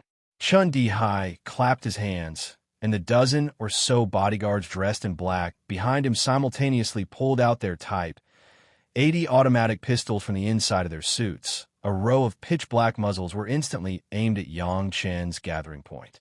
It wasn't hard to imagine that in less than half a second, with everyone's fingers pressing down, Yang Chen's body would have more than 10 bloody holes. You're really good at fighting. Chun Di-hai leisurely fiddled with a jade thumb ring on his right thumb and said slowly, Originally, I was planning to let a thug like you help me with some things. But you don't know what's good for you. Little brother, you wouldn't think that my men don't even have pistols, right? You think you're smart? Yang Chen couldn't help but laugh. Chun Di-hai's eyes revealed a trace of viciousness. At least, I won't be stupid enough to fight against more than 10 guns alone. What if I really dare to fight? Yang Chung asked curiously. Chun Di-hai angrily slapped the table. I don't want to talk nonsense with you. Let me tell you, you have 2 choices. First, explain everything clearly. Why are you here tonight? I will consider how to deal with you. The second option is for you to take a bullet from my subordinate and feel it for yourself. I will also give you 2 choices. Yang Chung smiled and glanced at the row of bodyguards with guns. He said, First, you point your guns at this old man, and I will let you live. Second, all of you will die. Looks like there's nothing to talk about. Chun Di-hai's anger had reached its limit. When he was about to order to shoot, he suddenly felt a chill on the back of his head. Tiger, you. At the critical moment, Chun Di-hai suddenly felt a cold object pressing against him from the back of his head. He didn't have to think to know that it was the muzzle of a gun. Baldy, who was originally standing behind Chun Di-hai, had already turned his gun and aimed it at Chun Di-hai. His face was full of determination. Tiger, what do you mean? Chun Di-hai's hands grabbed the handles of the leather chair. His knuckles turned white. He was obviously furious. The bald man's eyes were shining brightly, and he hissed with a bit of killing intent. I don't mean anything else. I want to live, so I chose to listen to his first option. Ha. Chun Di-hai laughed in anger. Are you crazy? Do you think that if you kill me, the other dozen or so people won't be able to kill the 2 of you with their guns? The bald man's eyes narrowed into a line as he said in a deep voice, I'll bet. I bet that what he said is true. Yang Chung, who was watching this dramatic scene with great interest, said to the bald man, Baldy, if you shoot your boss now, I'll make sure you don't die. At that moment, Chun Di-hai's other bodyguards had recovered. Immediately, 2 of the bodyguards aimed their guns at the bald man's head, ready to shoot at any time. Chun Di-hai's eyes widened in anger, and he laughed cruelly. Tiger, After following me for so many years, I didn't expect you to choose such a stupid time to betray me. It's not too late if you let it go now. Otherwise, the moment you shoot, both of you will die." The bald man looked up at Yang Cheng and saw Yang Cheng's expression as if he was watching a play. His face first showed a bit of bitterness, and then his eyes flashed with determination. "Boss Chen, I'll send you on your way." "You!" Bang, bang, bang. A line of gunshots rang out in the study room almost instantly, and the violent explosion shook the entire apartment building.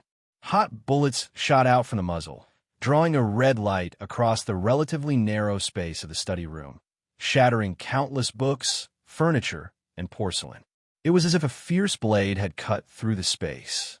But at this moment, when no one could react, Yang Cheng's figure was like an illusory phantom, instantly moving from a place 5 meters away to the bald man's side.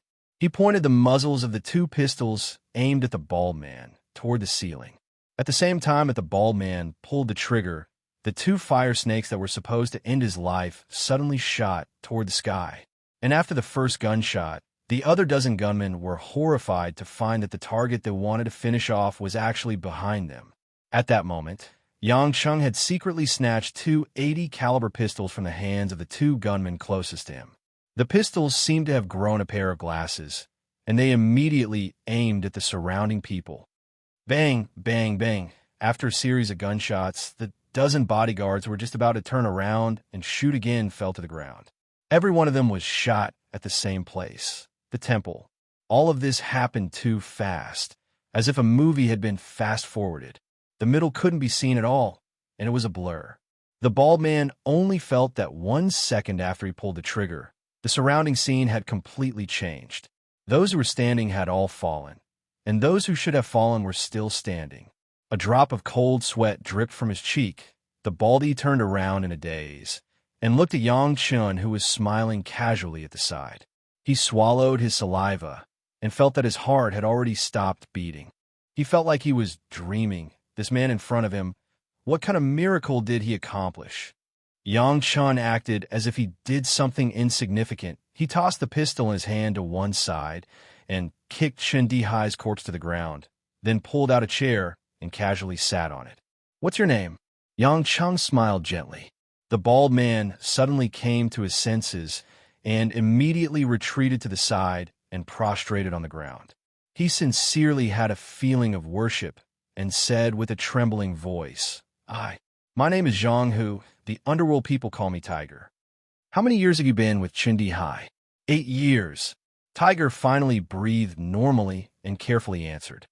"Then you should be considered as an elder under him. Why do you trust me so much that you think I can win in that situation?" Zhang Hu pondered for a moment, then raised his head, and his face showed some hatred. "I gave my life to Chen Dihai, helped him kill people, helped him fight for territory. But Chen Dihai's bastard son drugged my only sister.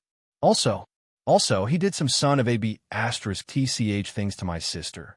Chen Dihai said he would give my sister a good home, and I believe him at first, but Chen Feng is not a human. He doesn't even see my sister as a human. When he wants to, he plays with her, and when he is bored, he throws her aside. In the past, my sister was just an innocent high school student, but now, she has completely changed. The father and son destroyed my only family.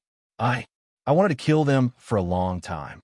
At this point, Zhang Hu's tiger eyes turned red, and 2 lines of tears flowed down. Chapter 40. Why is a man crying? Yang Chun helplessly sighed. He saw it with his own eyes, so he naturally knew that Zhang Hu was grieving for his sister. These words shouldn't be false. Otherwise, if it was a normal person, they wouldn't brazenly betray him in such an exaggerated situation. Zhang Hu abruptly raised his head and wiped away his tears. He sincerely said, "Boss, from now on, my life is yours. I will do anything for you." Yang Chen couldn't help but laugh weirdly. "You sure are quick to join us. How do you know that I want to be your underworld boss? How do you know that I am willing to be your boss?" That. Zhang Hu choked and could not say anything. He could only shamelessly say, Zhang Hu, besides fighting and snatching territory, I don't know anything. Boss, if you don't mind, You can let me be your bodyguard. Do you think I need it? Zhang Hu's face instantly turned pale. Once again recalling Yang Cheng's terrifying skill, he could only lower his head and whisper, "No need." Seeing this deflated expression, Yang Cheng began to like this straightforward man. More importantly, this bald man was bold and careful. He knew when to advance and when to retreat. Previously in the bar, when he found out that his skill was not bad, he immediately carefully apologized and did not get angry. This time, for the sake of his sister, he resolutely chose to believe in him and made a life and death gamble. After thinking about it, Yang Cheng stood up and said to Zhang Hu, "Zhang Hu, although I will not take over the underworld matters, it does not mean that I will not let others take over." "Boss, what do you mean?" Zhang Hu felt hope and immediately raised his head and asked. Yang Cheng paced back and forth a few steps before saying, "Once Chen Dihai is gone, this underworld will immediately become a mess. I need you to take over Chen Dihai's position." Zhang Hu awkwardly said, "Boss, taking over that old ghost territory is actually not difficult. Now that the old ghost's most important subordinates have been killed by your godly marksmanship, I am the only one left. In the past few years, I've had a good reputation in the society. If I use some ruthless methods, the brothers who are willing to follow me will definitely be able to control this place. But I don't know how to manage it. The underworld also has its own businesses. These businesses and whatnot were all managed by old ghosts in the past. I don't understand these things. You don't have to worry about that." Yang Cheng smiled and said, "You just need to stabilize this place. Don't let Chen Dihai's forces scatter. Hold it firmly in your heart. As for the other things, I will let others tell you what to do." "Others?" Zhang Hu was puzzled. "Aren't you in charge, boss? There's someone more suitable than me to take over. Just listen to that person in the future and don't ask about anything else. As for the West Union Society, you should do your best to replace Chen Dihai's position and follow the West Union Society's wishes." Without waiting for Zhang Hu to ask more, Yang Cheng pulled out a piece of paper and wrote down his cell phone number. He handed it to Zhang Hu. "Here, this is my cell phone number. My surname is Yang. Don't call me boss in the future. I'm not Chen Dihai. I don't want you to be my little brother." Zhang Hu quickly took it and held it tightly in his hand. He revealed a hearty smile. "Yes, boss." "Oh no, Mr. Yang." Yang Cheng nodded with satisfaction. "You can do as you see fit from now on. I will let someone contact you directly and help you manage this area. If you encounter a stumbling block that you can't solve, you can call me and I will help you deal with it. If there's nothing particularly important, don't call me." Zhang Hu listened seriously and didn't dare to disobey. Yang Cheng looked at the clock on the wall. This business trip took almost 2 hours. It was almost midnight. Thinking of the promise he made to Qiang Wei, his heart felt a little hot. He said to Zhang Hu, "It's about time. I'm leaving. Your sister may still be in Qin Feng's room. Qin Feng was knocked out by me, but he's probably not dead. I suggest you hand Qin Feng over to your sister. Just think of it as every dog has its day." When Zhang Hu heard the 2 words Qin Feng, his eyes flashed with a trace of ruthlessness. He nodded solemnly. "Mr. Yang, my sister and I would like to thank you for giving us a new lease on life. If you ever need me, Zhang Hu, in the future, just say the word and I will not refuse. If you're uncultured, then stop flattering me."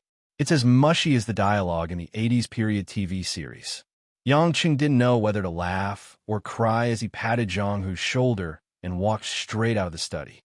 Because the Chun residence was already in a mess, Yang Cheng didn't encounter any obstructions. He walked out of the door with ease and walked in the direction of the car. But after walking for less than a mile, Yang Cheng was shocked to find that there were 3 police cars parked in front of the dark forest in the park. There were also quite a few police officers standing there. Yang Cheng wasn't stupid enough to think that Chen Dihai had called the police. Wasn't it like a mouse asking a cat for help? Moreover, those police officers seemed to be waiting for an ambush. They didn't say that they were taking the initiative to do anything. They must be on some other mission and just happen to be in this area. After thinking for a while, Yang Cheng decided to just walk on his own and pretend that he didn't see these police officers. But after walking a few steps, a voice called out to him from behind, "Stop." The clear and pleasant female voice was somewhat familiar. Yang Chung turned around and saw the person. He couldn't help but reveal a playful smile. Ah, why is it Chief Kai? It's already so late, and yet we still meet. It's fate. The policewoman who walked forward was Choi Yun, whom he had met at the police station. Choi Yun walked over in the night wind. She was wearing a dark green police uniform. Her distinct facial features had a heroic aura that ordinary women didn't have. Her slightly powdered face and pink sparkling lipstick added a feminine charm to this confident policewoman. Her outstanding charm was like a blooming orchid. Choi Yun looked at Yang Chung with some suspicion. "What are you doing here?" "This." Yang Chung was a little embarrassed as he rubbed his hands. He laughed and said, "This is considered a personal matter. Can you not say it?" Choi Yun looked at the smiling man in front of her with disgust, but she didn't let her guard down. She clearly remembered that he had knocked down 2 of her police officers. She said expressionlessly, "The police are asking you a question. You answer them honestly. This is to assist in the investigation." Yang Chung said to Shan Shan, "Chief Kai, it's actually not a big deal. I just kissed a female friend by the river. I touched her breast, lifted her skirt, and pinched her leg. If there's anything else, it's that I also let her grab my place. You don't know." She didn't hold back. It was mainly because she was too excited. She said that my place was bigger than the other men she had touched. I was so happy, so. Hearing these words, Choi Yun suddenly blushed. She gritted her teeth and said, "Shut up. Don't say it again. How can this man be so shameless?" Choi Yun wanted to vomit. Yang Chun said in all seriousness, "Chief Kai, you asked me to assist in the investigation, and I've already told you everything about my private life. Your attitude is too unfair to this kind-hearted little commoner who is willing to help the police." Choi Yun really wanted to slap Yang Chung, but she remembered that she still had work to do. She suppressed her anger and thought that it was never too late for a virtuous woman to take revenge. She waved her hand and said, "Get lost. Hurry and leave this place." Chapter 41. After using some wretched methods to get rid of Choi Yun, that troublesome police beauty, Yang Chung smoothly arrived at the parking lot. He started the car and looked at the time on the dashboard. It was almost 1 o'clock in the morning.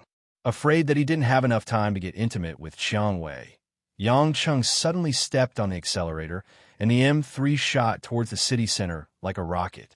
At the same time, the 3 police cars led by Choi Yun felt that something was wrong. After a police officer received a phone call, he quickly ran to Choi Yun, who was thinking about something, and reported, "Bureau Chief, something big happened."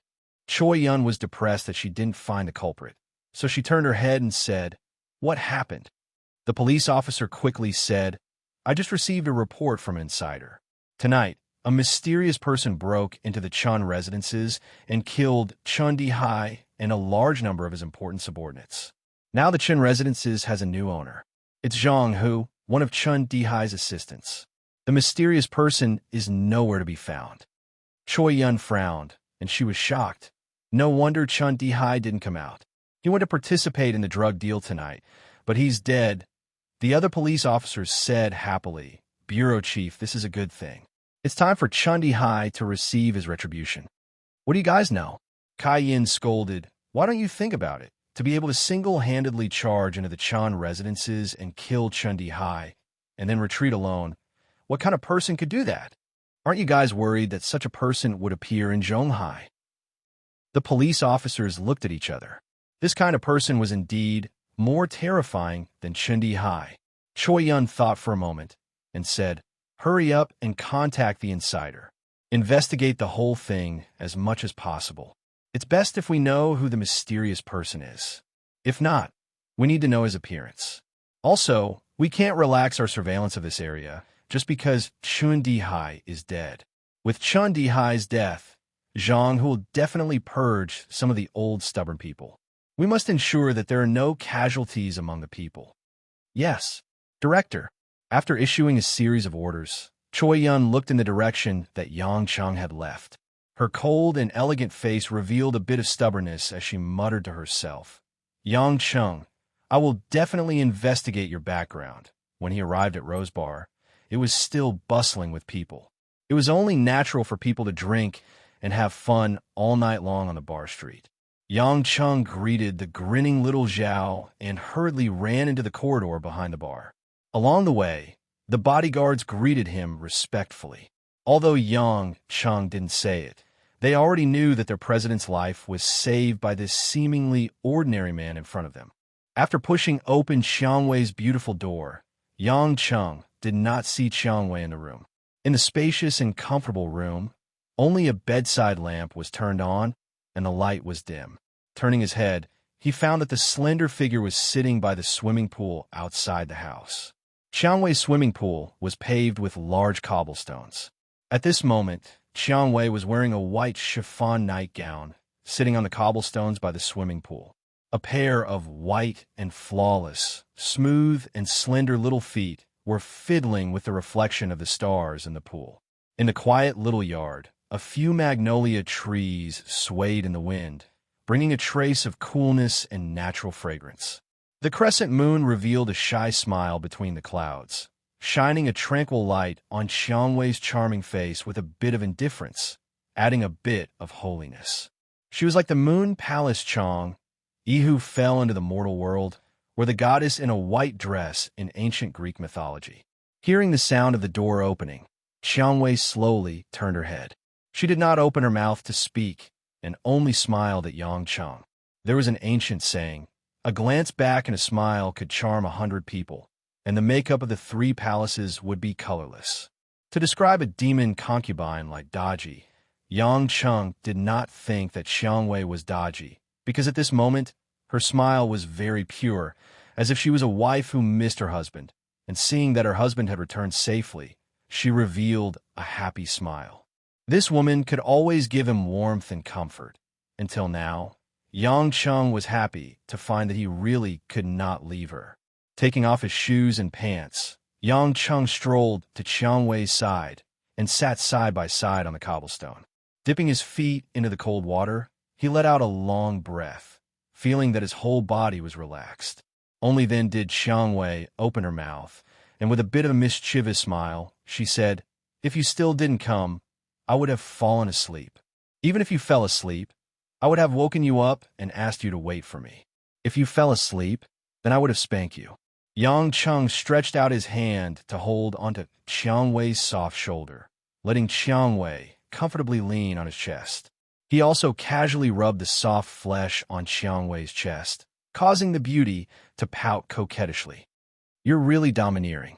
Qiang Wei blinked her eyes. If the Red Thorn Society's president was spanked by a man, how can I command so many brothers and sisters under me? That depends on who is being spanked. Yang Chung kissed Qiang Wei's fragrant hair and asked with a smile, "You change your perfume? Who would spray perfume on their hair?"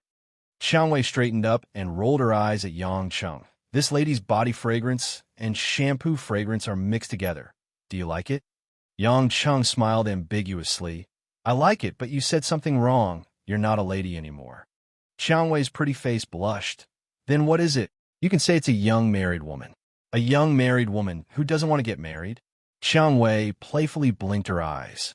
Yang Chung was suddenly at a loss for words. This could be considered as a kind of guilt towards Qiang Wei.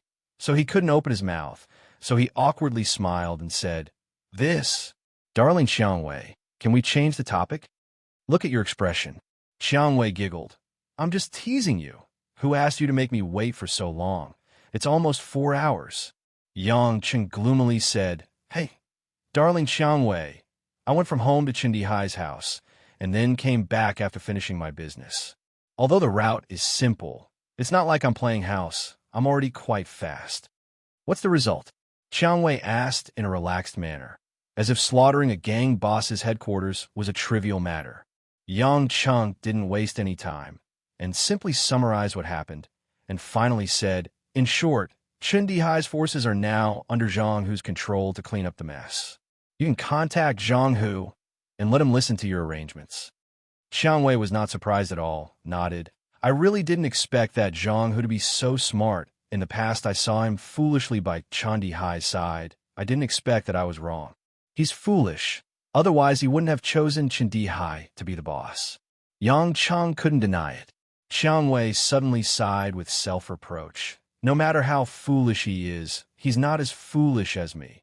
Willing to be someone's mistress, and the kind that almost falls asleep in the middle of the night. Seeing the little vixen in front of him reveal a pitiful expression, Yang Cheng felt a flame in his dantian and hugged Xiang Wei's supple body, lowered his head, and kissed her delicate face, saying with a smile, "Darling Xiang Wei, you really know how to spice things up. This expression of yours is driving your husband crazy." "How crazy, hubby?" Xiang Wei breathed out and asked in a low, hoarse voice. Yang Cheng smiled strangely, and with a sudden twist, his and Xiang Wei's bodies instantly fell into the pool. The two immediately hugged each other in the water and passionately kissed, splashing water everywhere. And from time to time, a few whispers could be heard. "Xiang Wei, let's do in the water." "Oh, what?" "Want." "Oh, okay, good girl." "I say, oh, I know you want. Saying it once is enough. He. Chapter 42. When the first ray of dawn shone into Xiang Wei's bedroom, Yang Cheng got out of bed energetically, put on his clothes, and prepared to leave. The sleepy Xiang Wei pouted in dissatisfaction. She didn't have the strength of a mafia boss at all. Instead, she was like an ordinary woman. She complained, "Yesterday, I told you not to do it in the water. I feel like my lower body is swollen." Yang Cheng looked conflicted. "If you do in the water, you'll get swollen." "Xiang Wei, baby, why don't you have any medical knowledge? What does swollen mean?" "I don't care. You have no conscience." Xiang Wei threw a pillow at Yang Cheng.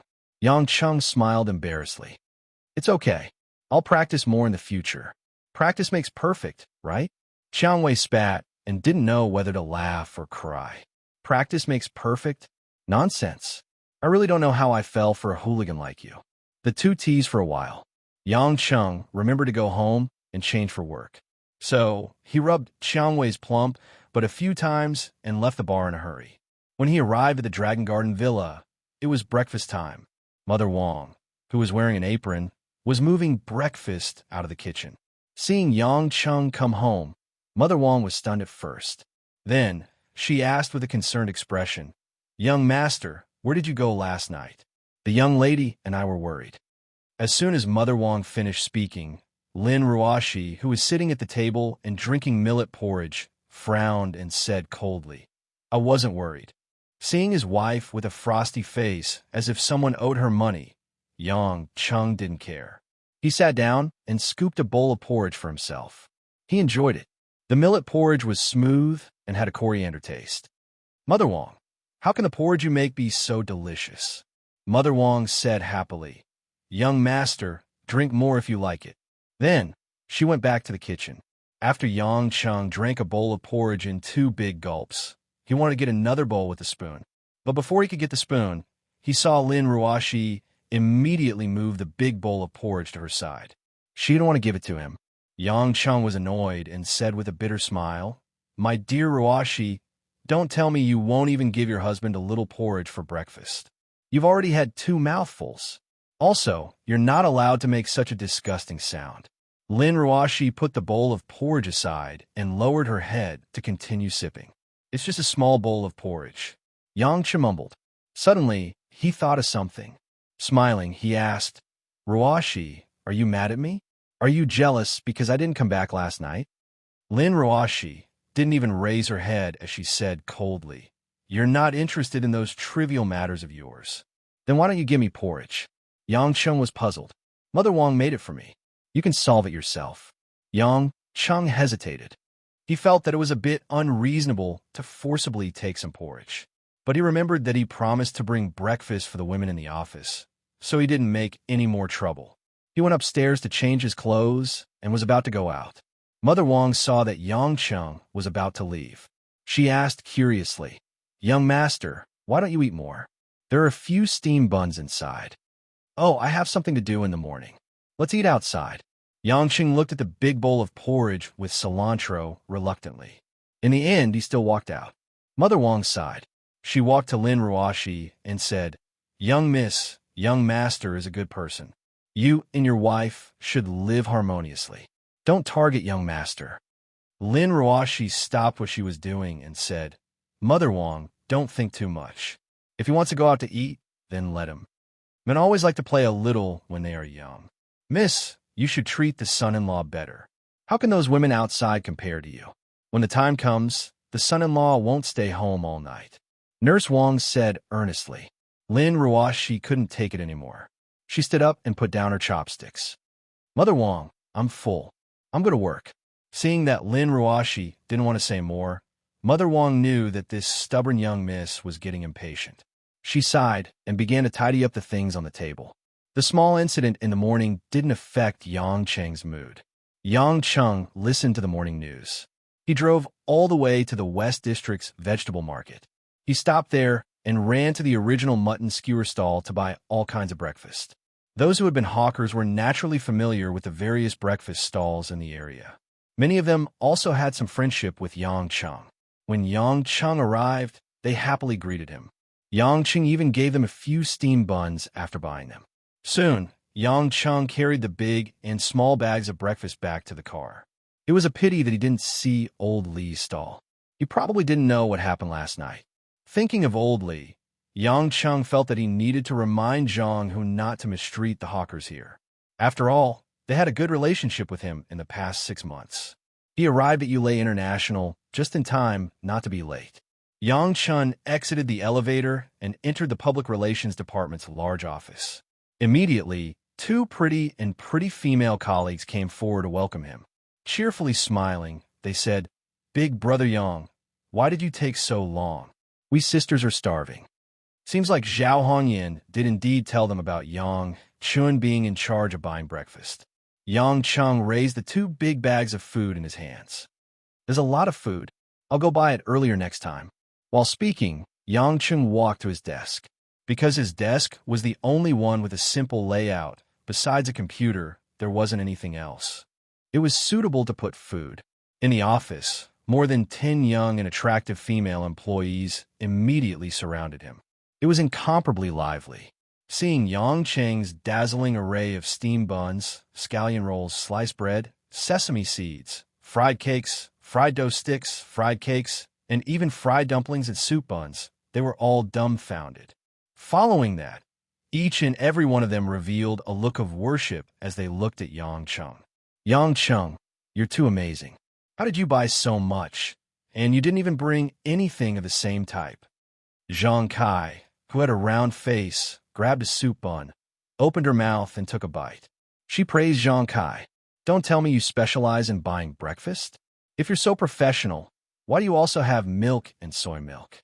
And soy milk is split into sweet and savory." Zhao Hongyan also didn't expect Yang Cheng to be so professional.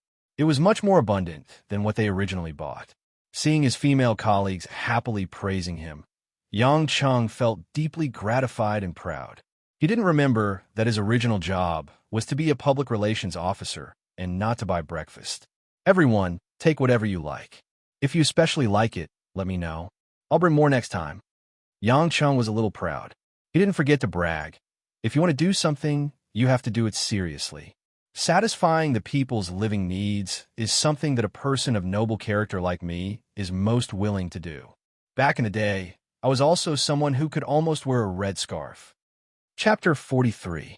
Yang Chen's words once again caused a few female colleagues to convulse with laughter, without the slightest demeanor of a virtuous lady. One of them, a short-haired beauty, held a fried dumpling in her hand, walked forward and coyly said, "Yang Gij, come closer. I have something to say to you." Yang Cheng wanted to hear what she had to say, but that beauty suddenly kissed Yang Cheng on the cheek, then blushed and laughed. "This is your reward." Immediately, Yang Cheng felt as if he had ascended to the clouds. Yulei International was indeed a man's paradise. It was only the second day, and there was already a beautiful girl kissing him. Just one breakfast could achieve this effect. If he brought her every day in the future, would his sexual bliss life be far away? Yang Cheng touched the wet marks on his face and laughed. "Little sister, that's not very kind of you. There's still oil on your lips, and you can't kiss me. If I can't wipe it clean, you'll have to come and kiss the oil back." The short-haired girl pretended to be angry. Calling you big brother is already giving in to you. Which sister here is younger than you? Don't push your luck." I'm just kidding. Yang Cheng then remembered that he was only 23 years old this year. In Hua Xia, many university graduates were already 24 years old. He could indeed only be considered a younger brother, not an older brother. The group of women took their favorite food and happily returned to their seats to enjoy it while working. From time to time, a few bold women would even give Yang Chen a flirtatious look, which made Yang Chen's saliva secretion speed up. He had no choice but to keep stuffing the women's leftover food into his mouth and gobble down his breakfast. At this moment, Yang Chen thought of something and turned his head to look at the corner. He saw the only man in the office, the fair and tender brother Chen Bo, sitting there typing away on keyboard. Remembering that he didn't come to get breakfast, Yang Chen picked up 2 steamed buns and walked over. Chen Bo, have you eaten breakfast? Chen Bo nervously turned around. No, not yet. Then why didn't you come to get breakfast? Don't you know that I'll take care of breakfast from now on? Yang Chen smiled as he handed the steamed bun in his hand to Chen Bo. Here, if you don't eat breakfast, you won't have the energy to work. If you don't have enough, you can get more from me. I still have a lot. Chen Bo gratefully accepted it, but he only took 1 bun from the plastic bag and returned the other to Yang Chen. With an awkward expression, he muttered, I have a small appetite. I'm full after eating one. Yang Chen almost choked. A man said in front of him that he had a small appetite and couldn't even eat 2 buns. He didn't know whether to laugh or cry.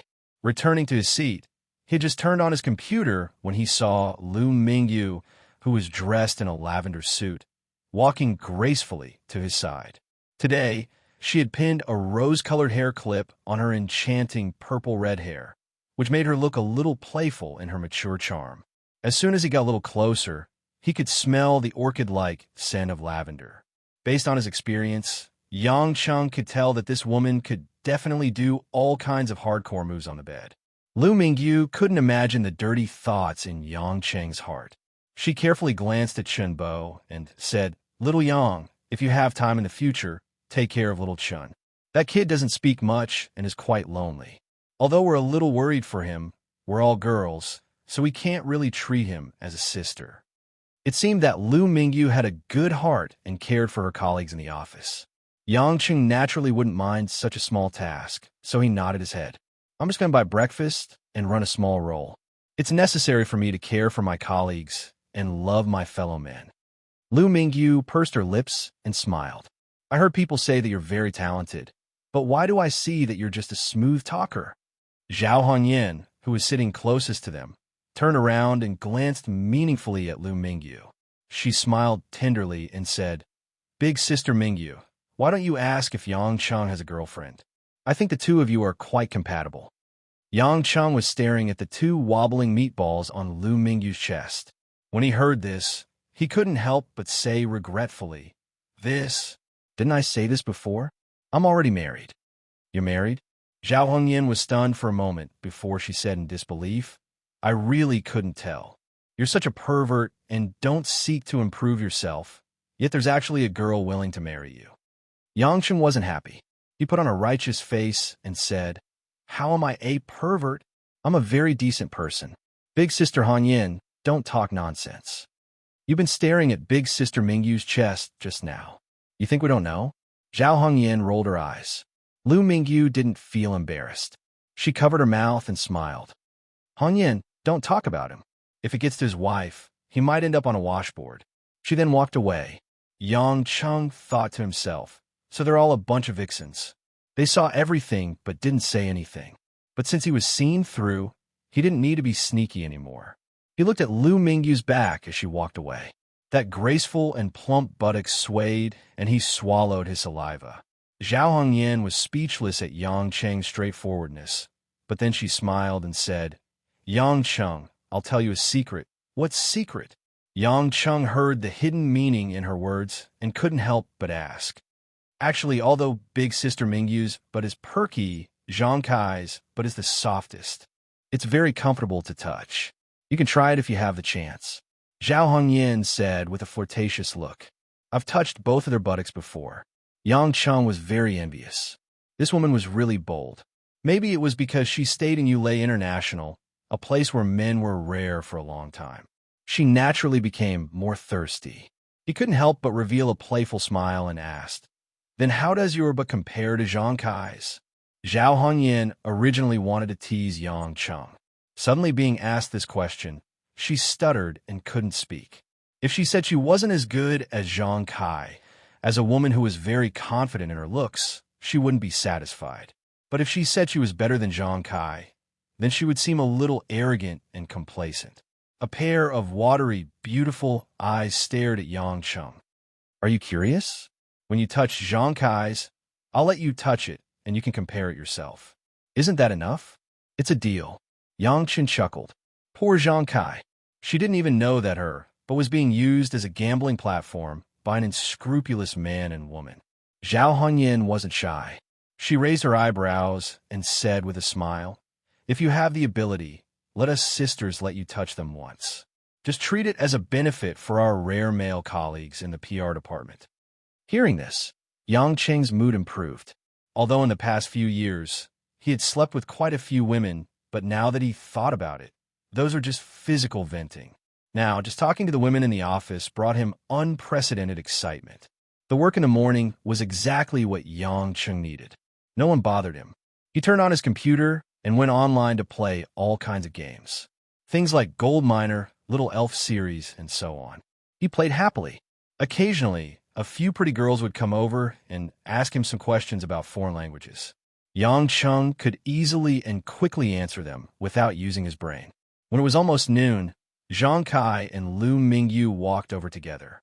When Zhao Hongyan saw them, she also tidied up her things and stood up.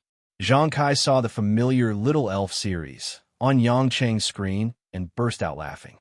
"Yang Cheng, Sister Hongyan said that you're here to buy soy sauce." Looks like she wasn't lying. Yang Cheng licked his dry lips and rubbed his stomach. He raised his head and smiled. "Are you guys going to eat?" "Yeah, it's in the company's cafeteria. Do you want to go together?"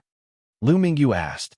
Although Yang Cheng had finished 7 or 8 buns, 5 fried dough sticks, and 2 packets of soy milk in the morning, playing a game with high difficulty was the most tiring, so he was still a little hungry. He stood up and said without the slightest bit of embarrassment, "Of course we're going together. I have to reward myself properly after working so hard." The 3 women rolled their eyes at the same time.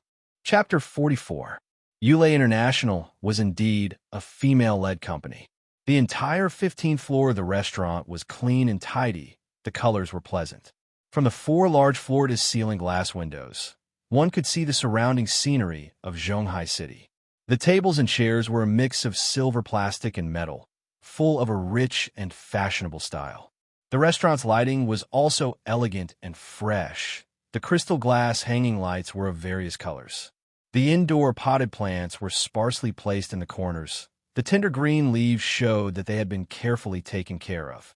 At the counter for swiping food, it was also a bar-style table. The food and beverage service staff wore clean white uniforms and greeted them with a smile. When Yang Cheng followed the 3 women into the restaurant, he did not attract too much attention. After all, although Yulei International did not have many male employees, it was not that they did not have any. It was just that the PR department was a little special. In addition, there were more than 200 employees in the headquarters. Sitting down on this floor was not too conspicuous. Seeing Yang Cheng's interested expression, Zhang Kai laughed. "How is it? Not bad, right? Our company's welfare is also one of the best in Zhonghai. The design is very good. I feel like I have an appetite as soon as I come in." Yang Cheng said truthfully. The restaurant's renovation was personally designed by the CEO. In the 2 years since the CEO took office, the company's performance and welfare has greatly improved. We really worship her. Zhang Kai said with some pride. "CEO? Isn't that his cold wife?"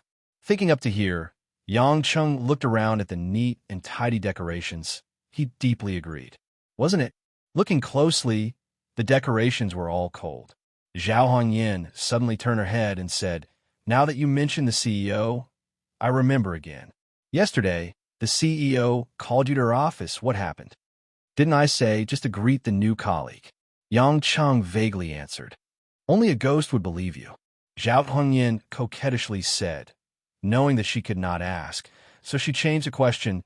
"Hey, Yang Cheng, how do you feel after seeing our CEO? What do you mean, how? Are you from Mars? Entering our company. Don't you know that our General Lin is known as the #1 beauty in Zhonghai? Zhao Hongyan said with a face of disbelief. There was such a title? Yang Cheng really didn't know. He chuckled and said, "It's all right. It's just that she's so cold that it gives me goosebumps."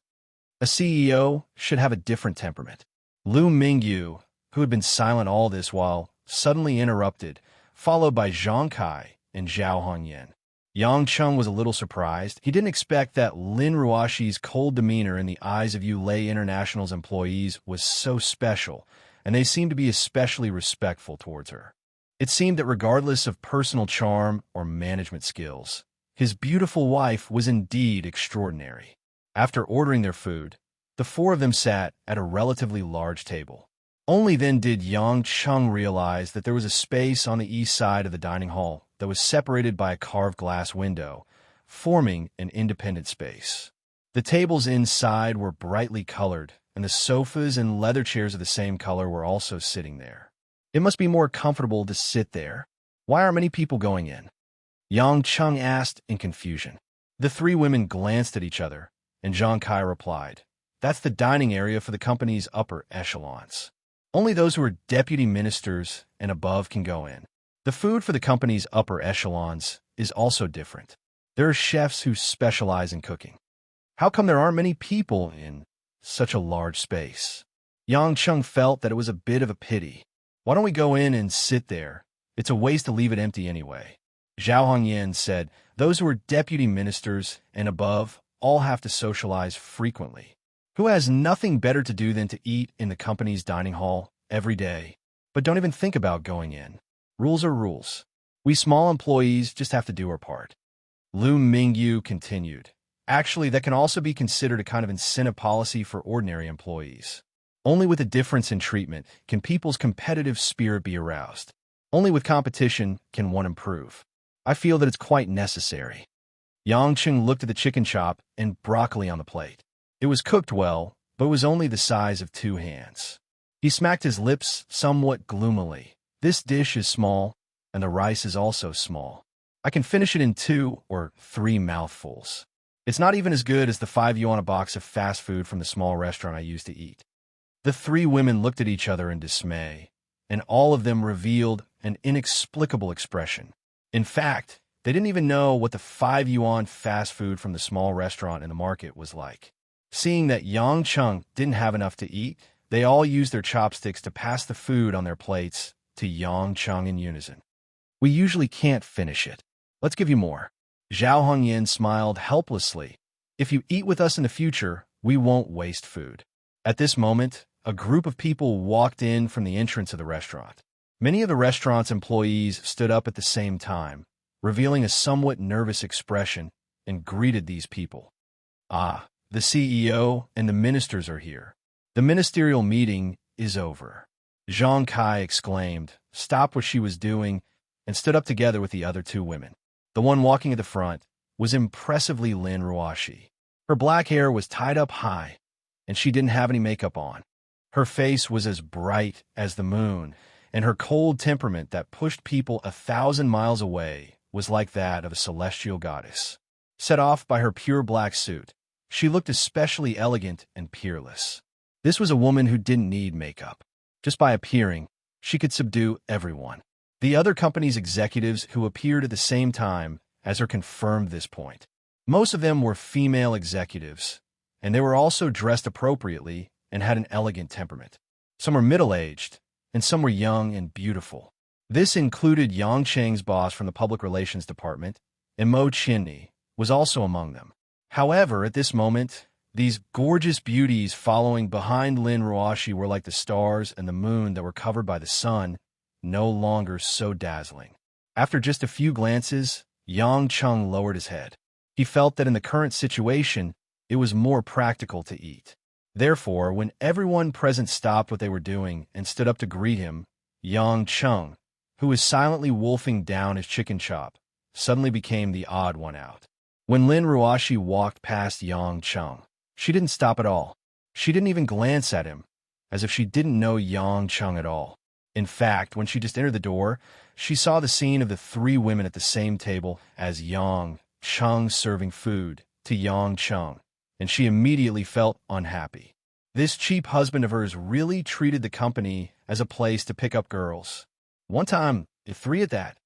However, some of the other executives saw that Yang Chung didn't work hard to please like other employees and only cared about eating alone. They were a little unhappy, but they couldn't say anything.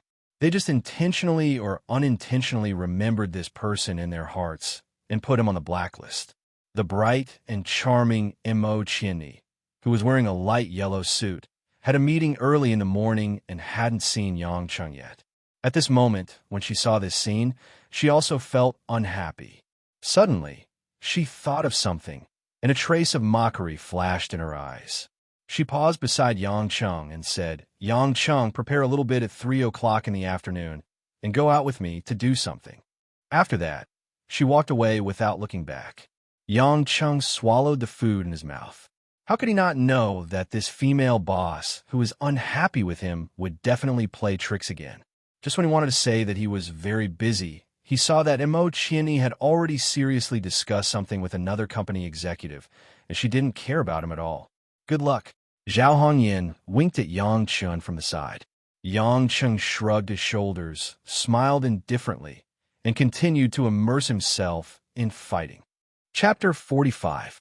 In the special area of Yulei International's cafeteria, a group of the company's senior executives were divided into several groups and discussing some issues in a low voice. Beside the CEO, Lin Ruoshi, other than the assistant secretary Wu Yu, there were only 2 or 3 female executives who sat slightly closer to her. Some of the other senior executives would glance at their immediate superior from time to time, but they did not dare to get too close. This made Lin Ruoshi's position seem to form a strange atmosphere, especially strange. The other person sitting closest to her was Mo Chinny. At this moment, she did not have much interest in eating the exquisite food on her plate. She lowered her head and thought for a while, and finally asked in a low voice, "General Lin, how did you feel after seeing that person yesterday?" Even when eating, Lin Ruoshi's posture was very elegant, just like a princess who came out of the royal family's dogma. After listening to Mo Chinny's words, she very naturally put down her bowl and chopsticks, and asked with a faint expression, "Who? That Yang Chung, is his attitude very bad?" Mo Chinny had been wondering why Lin Ruoshi would reject the suggestion to fire Yang Chung. Lin Ruoshi intentionally or unintentionally glanced at the cafeteria outside, and then continued to pick up her bowl and chopsticks, saying, "As long as he doesn't make a big mistake, doesn't harm the company's interests, and doesn't damage the company's image, just ignore him. As for the rest, I will handle it." After saying that, she continued to eat in small bites. This time, Mo Chinny was more and more confused. The expression on her beautiful face changed rapidly, and finally gave up the idea of asking Lin Ruoshi again. Years of experience told her that this unreasonably beautiful woman, who made it hard for people to be jealous, was unwilling to talk about that topic. "Well, since the CEO does not fire you, I will let you hand in your resignation." Mo Chinny thought bitterly. In the afternoon, Yang Chung played games for more than an hour. He originally planned to have a peaceful nap, and even put on the inflatable pillow he borrowed from Zhao Hongyan, but Mo Chinny really came over. Seeing the graceful beauty of his superior, Yang Chung was a little annoyed at the moment. How could her intellectual and gentle face show such a big bad wolf looking at a little sheep smile? "Yang Chung, you have been idle for most of the day. Accompany me to a place. I need you to do some work." Yang Chung looked around and saw that other female colleagues were already buried in work, holding back their laughter and unwilling to help him. So he had to say helplessly, "I can be a driver, but I have to think about other things. You'll know what I want you for when the time comes." Mo Chinny was furious. This guy still had the same attitude as before. Following Mo Chinny to the underground parking lot, Mo Chinny's car was a red Audi A4. As soon as he sat in, he could smell the enchanting body fragrance exuding from Mo Chinny's body. Yang Chung could not help but enjoy a few sniffs and said with a smile, Miss Mo, your car smells so good, just like you. You are so thick-skinned. Mo Chiani could not help blushing a little. Are you so frivolous in front of women? What's wrong with that? I will smell more if it smells good. As the saying goes, smell to know a woman. Smelling secretly is just wretched. I have read a foreign science report. The union between a man and a woman is largely the attraction of smell. When a man wants to get a woman and unite with that woman, it is often the woman's body fragrance that suits the man's taste. We've investigated hundreds of couples, and all of them were able to find their partners through the smell of their bodies. Yang Chen winked at Mo Chiani. I am too lazy to talk to you. Mo Chiani started the car and no longer looked at him. But not long after she drove out of the car, she could not help but ask curiously, So, you also rely on your nose to get married to your wife? Yang Chen stared blankly for a moment. The image of Lin Ruoshi's cold face appeared in his mind. In his heart, he thought, my wife's smell is something that even men can't stand. He chuckled and said, That's not the main point. I like the smell of my wife. I like the smell of other women too. Miss Mo, yours isn't bad either. If the Audi A4 had the ejection seat on the plane, Mo Chiani really wanted to directly eject this dirty guy. Along the way, Mo Chiani's white face had a layer of blush, and it was difficult to subside. After more than a quarter of an hour, the car stopped in front of a relatively old office building. Mo Chiani was relieved and coldly glanced at Yang Cheng and said, Do you see the Hua Cheng clothing brand in front? Yang Cheng yawned and opened his eyes wide. In the center of the office building in front of him, there was indeed a white and black label. Hua Cheng Clothing Company Limited, is that our destination? It is yours, not mine. A trace of slyness flashed across Mo Chiani's face. I have to go to another company to negotiate. You go to this one. Negotiate? About what? Yang Cheng was puzzled. This watching company ordered 600,000 yuan of clothing from our company 2 years ago, but still owes 400,000 yuan. Originally, it was due next year, but I heard that Huacheng is on the verge of bankruptcy, so we need to recover the 400,000 yuan as soon as possible to avoid losing everything. Yang Cheng felt that something was wrong. Miss Mo, you want me, a newcomer, to collect so much money. Isn't it too difficult? Other public relations people have things to do. Only you are idle. Moreover, I want you to collect the debt, not to kill people. If you're a man, don't dawdle. Mo Chiani said with a pair of almond-shaped eyes. Yang Cheng actually wanted to say, I am a man who dawdles. But thinking that he couldn't escape, he accepted it. After taking the transaction documents from Mo Chiani's hand, he slowly walked towards the office building. Call me when you're done. I will pick you up. After Mo Chiani finished speaking, she charmingly smiled, turned the car around, and left the parking lot. On the way, she turned off her phone. Yang Cheng still didn't know that he was played by his boss. Leisurely walking into the office building, he saw a heavily made-up receptionist applying nail polish in boredom. When the receptionist saw Yang Cheng walk in, she immediately revealed a charming smile. Sir, is there anything I can do for you? Yang Cheng waved the material bag in his hand. I am from Yulei International. I hope to discuss a transaction with your company regarding the funds. Yulei International? The receptionist looked at Yang Cheng with a strange look, looked up some things from the computer on the counter, and asked, Excuse me, is it about the balance of the transaction? Yang Cheng was happy. It seems that this company is quite good. They recognize the matter so quickly. It seems that they don't intend to renege on the debt. I also feel a lot more relaxed, so he nodded. Yes. The receptionist smiled particularly charmingly, walked forward, and put her hands together on her lower abdomen, squeezing the pair of big breasts on her chest particularly eye-catching. That deep ravine seemed to be able to lead people to fall into the abyss. Sir, please follow me. I will take you to the manager. After that, she swayed her waist and but leisurely walked towards the elevator. At the same time, Yang Cheng immediately followed, watching the receptionist swaying back. His heart felt comfortable. It seems that Mo Chiani, that chick, is not bad. The debt collection work arranged is quite good. Chapter 46. He followed the girl into the elevator. The elevator was as shabby as the office building, and there were all kinds of advertisements that could only be posted on the electric poles outside. There were folk remedies for minor and major illnesses, as well as the addresses of certain alleys and certain alleys. There were all kinds of advertisements, and the rhetoric was so gorgeous that it made those big advertising companies feel ashamed. Yang Chung looked at all kinds of advertising slogans with relish, constantly nodding his head, and said, "These advertisements are good. I like them."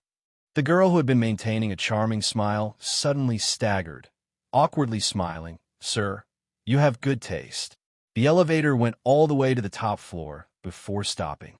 Walking out of the elevator door, Yang Chung was a little dumbfounded, astonishingly smelling a foul smell.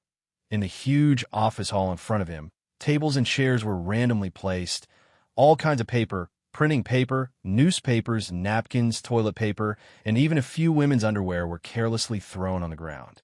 Most of the computer screens were stained with a lot of filth, making it hard to see clearly, and many of the screens were simply smashed.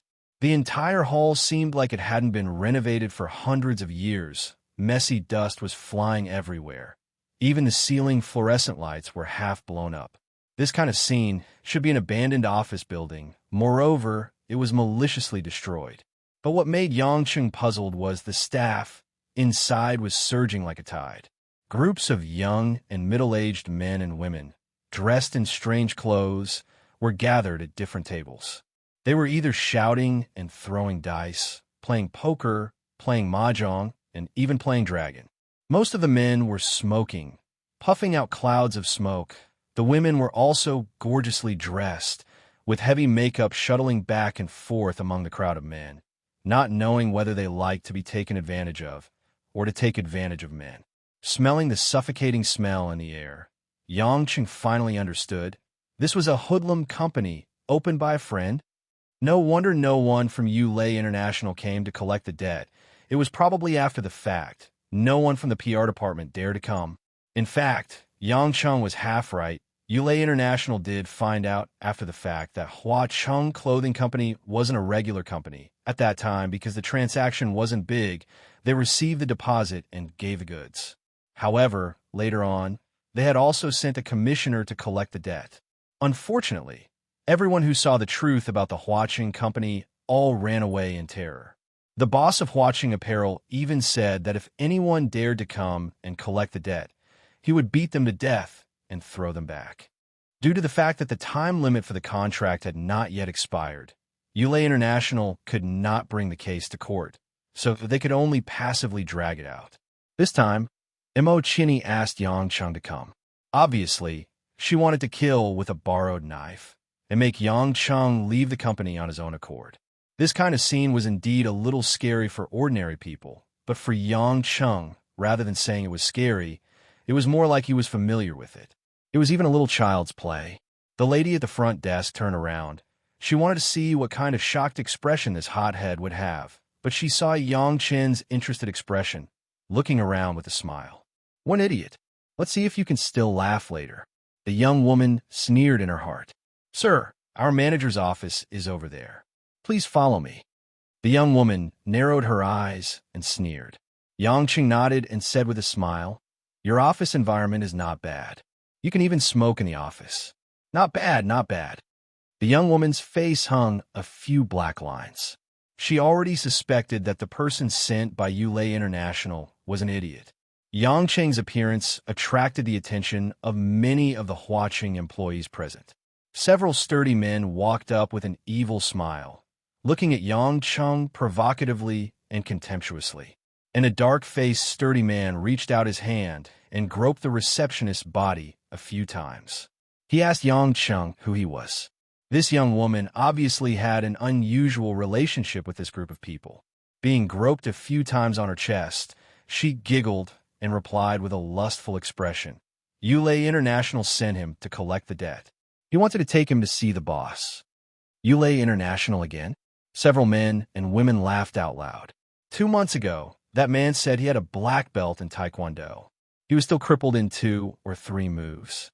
Which belt is this kid from? The group of hoodlum employees also laughed. They looked at Yang Chung with incomparable interest. It was as if he was a fish on the chopping board, ready to be slaughtered.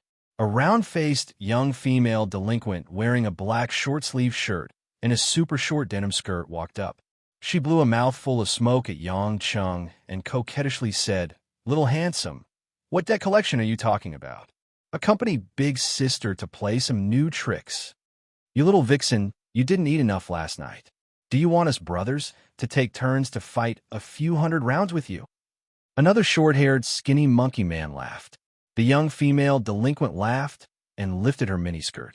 She swayed back and forth, looking like she didn't reject anyone. "Okay, big sister will stand here. You guys come. I think it's not bad." The black-faced man who was touching the receptionist but looked at Yang Chung with disdain. "Today, there's a new pretty boy coming up. Just nice, you guys can play some new tricks." Hearing a bunch of small fries shouting nonsense to scare him, Yang Chung couldn't help but feel that it was ridiculous, but he didn't feel like saying anything to them. Seeing that the front desk lady was already moaning in the arms of the dark-faced, burly man with the red lips and almost turned into a puddle of water, Yang Chun walked towards the manager's office. "Hey, kid, do you think we're talking nonsense, or are you deaf?" The black-faced man saw that Yang Chung didn't pay attention to him and immediately became angry. Yang Chung continued to walk, completely ignoring him. The dark-faced man was so angry that his face was twitching. He pushed away the lady in his embrace, pointed at Yang Chun, and shouted, "Brat, do you believe that if you take another step, I'll kick your manhood until it explodes?" This time, Yang Chun stopped, unhurriedly turned his head, and glanced at the dark-faced, burly man. With just one look, the black-faced man suddenly felt like he had fallen into an ice cave. All the blood in his body froze. What kind of look was this?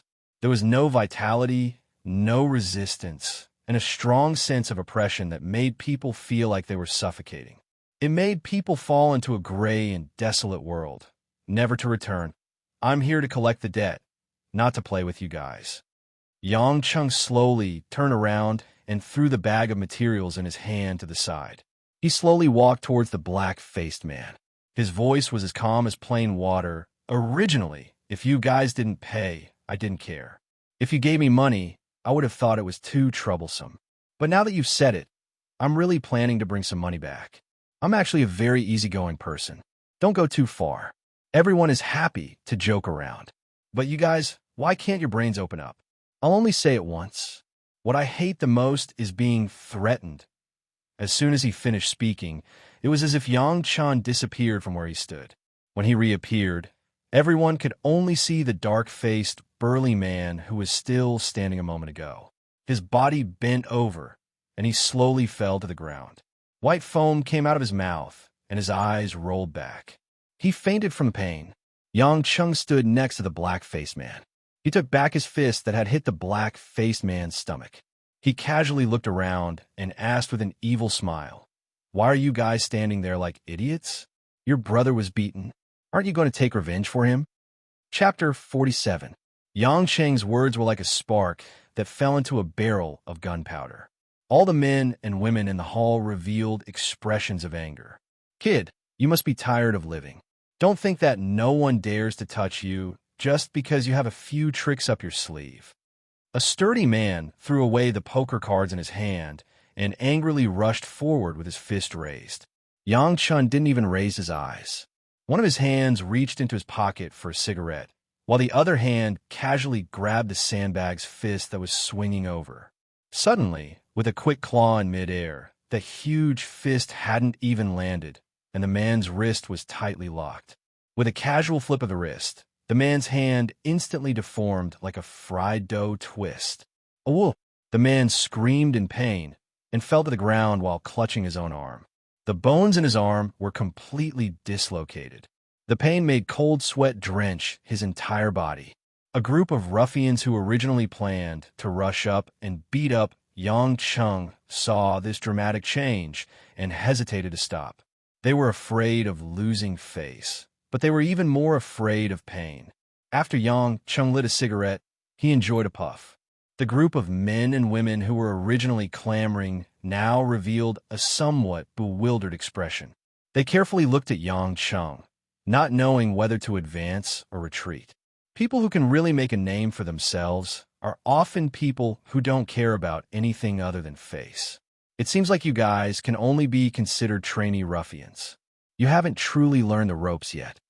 With a sneer, Yang Chung picked up the bag of materials that was thrown away. Your bragging ability is much better than your fighting ability. I don't know what kind of PR Yulei sent before was, but I think I'm still a little different from them. With that, Yang Chung turned around and continued to walk towards the general manager's office. This gentleman has great skills, but you came to my company and treated my subordinates like this. This is really embarrassing for me. A hoarse baritone voice came from the general manager's office. Slowly, a mature middle-aged man in a gray suit and shiny leather shoes walked out. Boss! When the group of minions saw this man, they screamed again, as if this man could immediately help them regain all the face they had lost. Yang Qing looked at the man in front of him with great interest. His hair was parted at 3 to 7, and he wore an Armani suit, a Louis Vuitton leather belt, and a pair of Pierre Cardin leather shoes. Coupled with his calm and proud expression, which was unique to successful people, he looked like the manager of a large company. He did not look like the leader of a hooligan group or a shell company. No wonder Yulei was at a disadvantage. There was a hidden boss. Yang Chung laughed in his heart.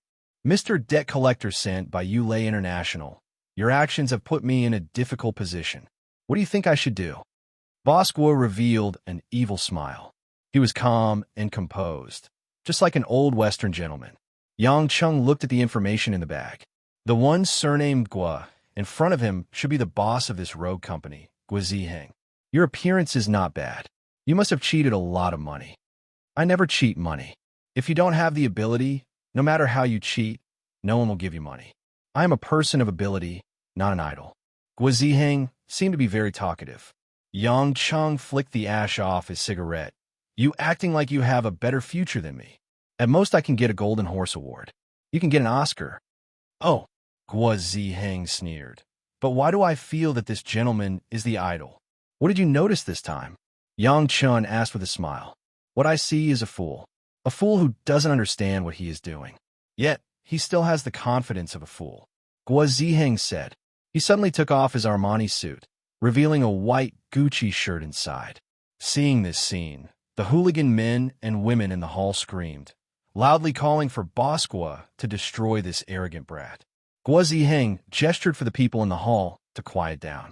His face had a bit of arrogance as he lightly stretched his muscles. The strong muscles under his shirt seemed to have come to life. His chest and arms swelled up, and his bones made G sounds. Yo, an action movie star? Yang Qing laughed. You spent a lot of effort to build up. With these muscles, you can participate in a man's beauty pageant. You're qualified to be a sugar daddy. You're seeking your own death. Yang Chang sighed. I advise you to put on your clothes and return the money. I really don't want to fight. An idol like you also needs to maintain his appearance. Guo Ziheng was finally angry. He suddenly took a big stride and rushed forward. His strong muscles really weren't for show. After Guo Ziheng arrived 2 feet in front of Yang Chong, he quickly turned around and gave a roundhouse kick. He should have practiced mixed martial arts. Guo Ziheng's movements were very skilled and full of strength. This kick brought along a strong gust of wind, directly blowing the documents on the surrounding tables into the air. In a situation where no one could clearly see the trajectory of this kick, Yang Chen's left hand suddenly blocked the area below his chest without anyone noticing. Ha! Unlike what others thought, Yang Cheng was kicked away. They saw that Guo Ziheng's foot, the ankle area, had been firmly grabbed by Yang Cheng's left hand. It was just an inch below his chest. It was difficult to advance any further. Your accuracy isn't bad, just a bit slow. Yang Cheng evaluated as if he was teaching a student. Guo Ziheng's heart was filled with shock. His Sanda level wasn't like those casually shown on TV. It was a real life-risking ability that had been honed in the underground world. He was very clear about the speed and power of his kick just now. There had never been anyone who could block his attacks so calmly, like a child playing house. The intense feeling of humiliation made Guo Ziheng's heart violent. His face turned purple as he fiercely said, "Let go." Yes. He couldn't free his foot from Yang Cheng's grasp. How could this man's strength be this strong? Return the money, and I'll let go, Yang Cheng casually said with a smile. Guo Ziheng's eyes flashed with a trace of sharpness. I have to go to the office to get the check. That's good. Yang Cheng nodded and released Guo Ziheng's foot. Everyone present was incomparably shocked. They simply couldn't imagine that their boss, who had never lost in their hearts, would suddenly lose in the hands of such an ordinary young man. The group of men and women couldn't help but retreat to the elevator entrance. Guo Ziheng unwillingly looked at Yang Cheng before slowly walking back to the office. Not even a minute later, he walked out again. You will regret today's decision. I, Guo Ziheng, have never lost before. So today you must die. Guo Ziheng slowly walked out of the office. That handsome man's face was covered with a haze. His eyes revealed a bit of madness. In his hand was a loaded rifle. The pitch-black muzzle was already pointed at Yang Cheng's head. Chapter 48. Yang Cheng laughed. He couldn't help but laugh again.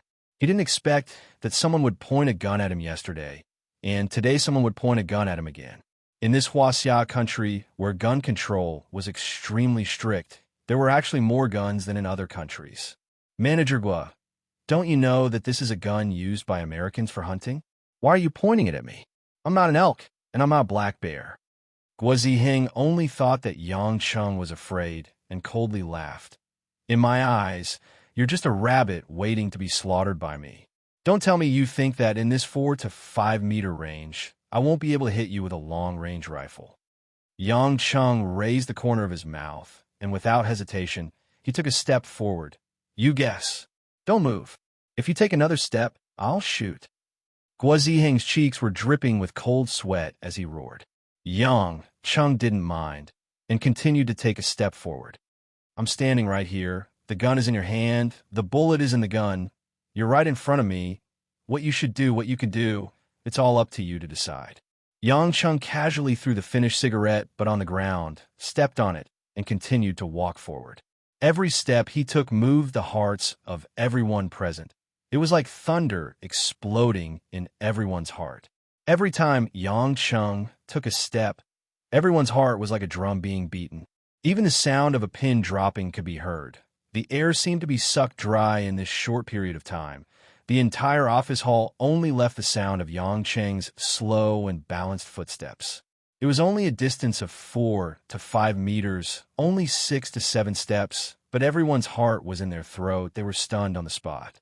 Even the two people who were easily knocked down by Yang Cheng, lying on the ground in pain, held their breath as they looked at the scene in front of them. Guo Ziheng's finger only needed to lightly pull the trigger, and he would be able to use a violent bullet to penetrate the flesh and blood body in front of him. Yang Cheng's expression was very calm. It was as if he was walking over to shake hands with someone. His eyes were indifferent, as if the life and death situation in front of him did not exist at all. All of this actually only lasted for a little more than 3 seconds. When Yang Cheng walked in front of Guo Ziheng's face was already deathly pale, his forehead was covered in cold sweat, and his eyes were dull. There are 2 types of people in this world that are the scariest. The first type of people are lunatics, and the second type of people are not afraid of death. Lunatics were scary because they were not afraid of death. I'm not even afraid of death. Do you think a gun will work on me? Yang Cheng chuckled and easily snatched the rifle from Guo Ziheng's hand. Guo Ziheng had completely forgotten to resist. Kacha! Yang Cheng casually bent the rifle with his hands, and the metallic rifle broke into 2 like a reed. This scene and this voice seemed to have pulled everyone back to reality, and they were all frightened out of their wits. Wasn't this a scene that only appeared in Hollywood movies? This man, was he Superman? He even broke the rifle. Throwing the broken rifle to the side, Yang Cheng clapped his hands and said with a smile that wasn't a smile, Boss Guo, can you go get the checkbook now? Guo Ziheng seemed to have returned to his senses. His whole body trembled. He looked at the young man who was smiling at him, as if he was looking at a monster. Since his debut, he had seen ruthless people, but he had never seen someone who didn't care about his life. What was even more frightening was that this young man's eyes seemed to be telling him that even if he fired, he would still be helpless against him. How was this possible? Was there really someone in this world who wasn't afraid of bullets? I don't have money, but I have my life. Guo Ziheng was determined. He wanted to maintain his last dignity as an underworld boss. TSK Tisk. Yang Chung regretfully shook his head. Why can't you understand? If you really can beat me, you should have fired just now. You don't even dare to fire your gun. That means you are still afraid of death. You can't beat me. Don't force me to do something I haven't done in a long time.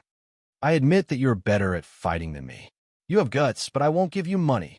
Guo Ziheng fiercely slammed the table and roared with a sinister face. Then you can't blame me. My temperament has already changed. I'm much gentler now. Yang Chung revealed a strange and slightly excited smile.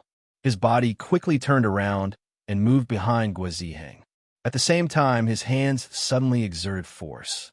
His speed was so fast that Guo Ziheng couldn't even react. He had already grabbed both of Guo Ziheng's arms by the roots. A kick landed on Guo Ziheng's leg joints. Guo Ziheng staggered and kneeled on the ground. Ka-ka! Only the sound of bones cracking could be heard. Guo Ziheng cried out in pain. Both of his arms had actually started to dislocate from his shoulders.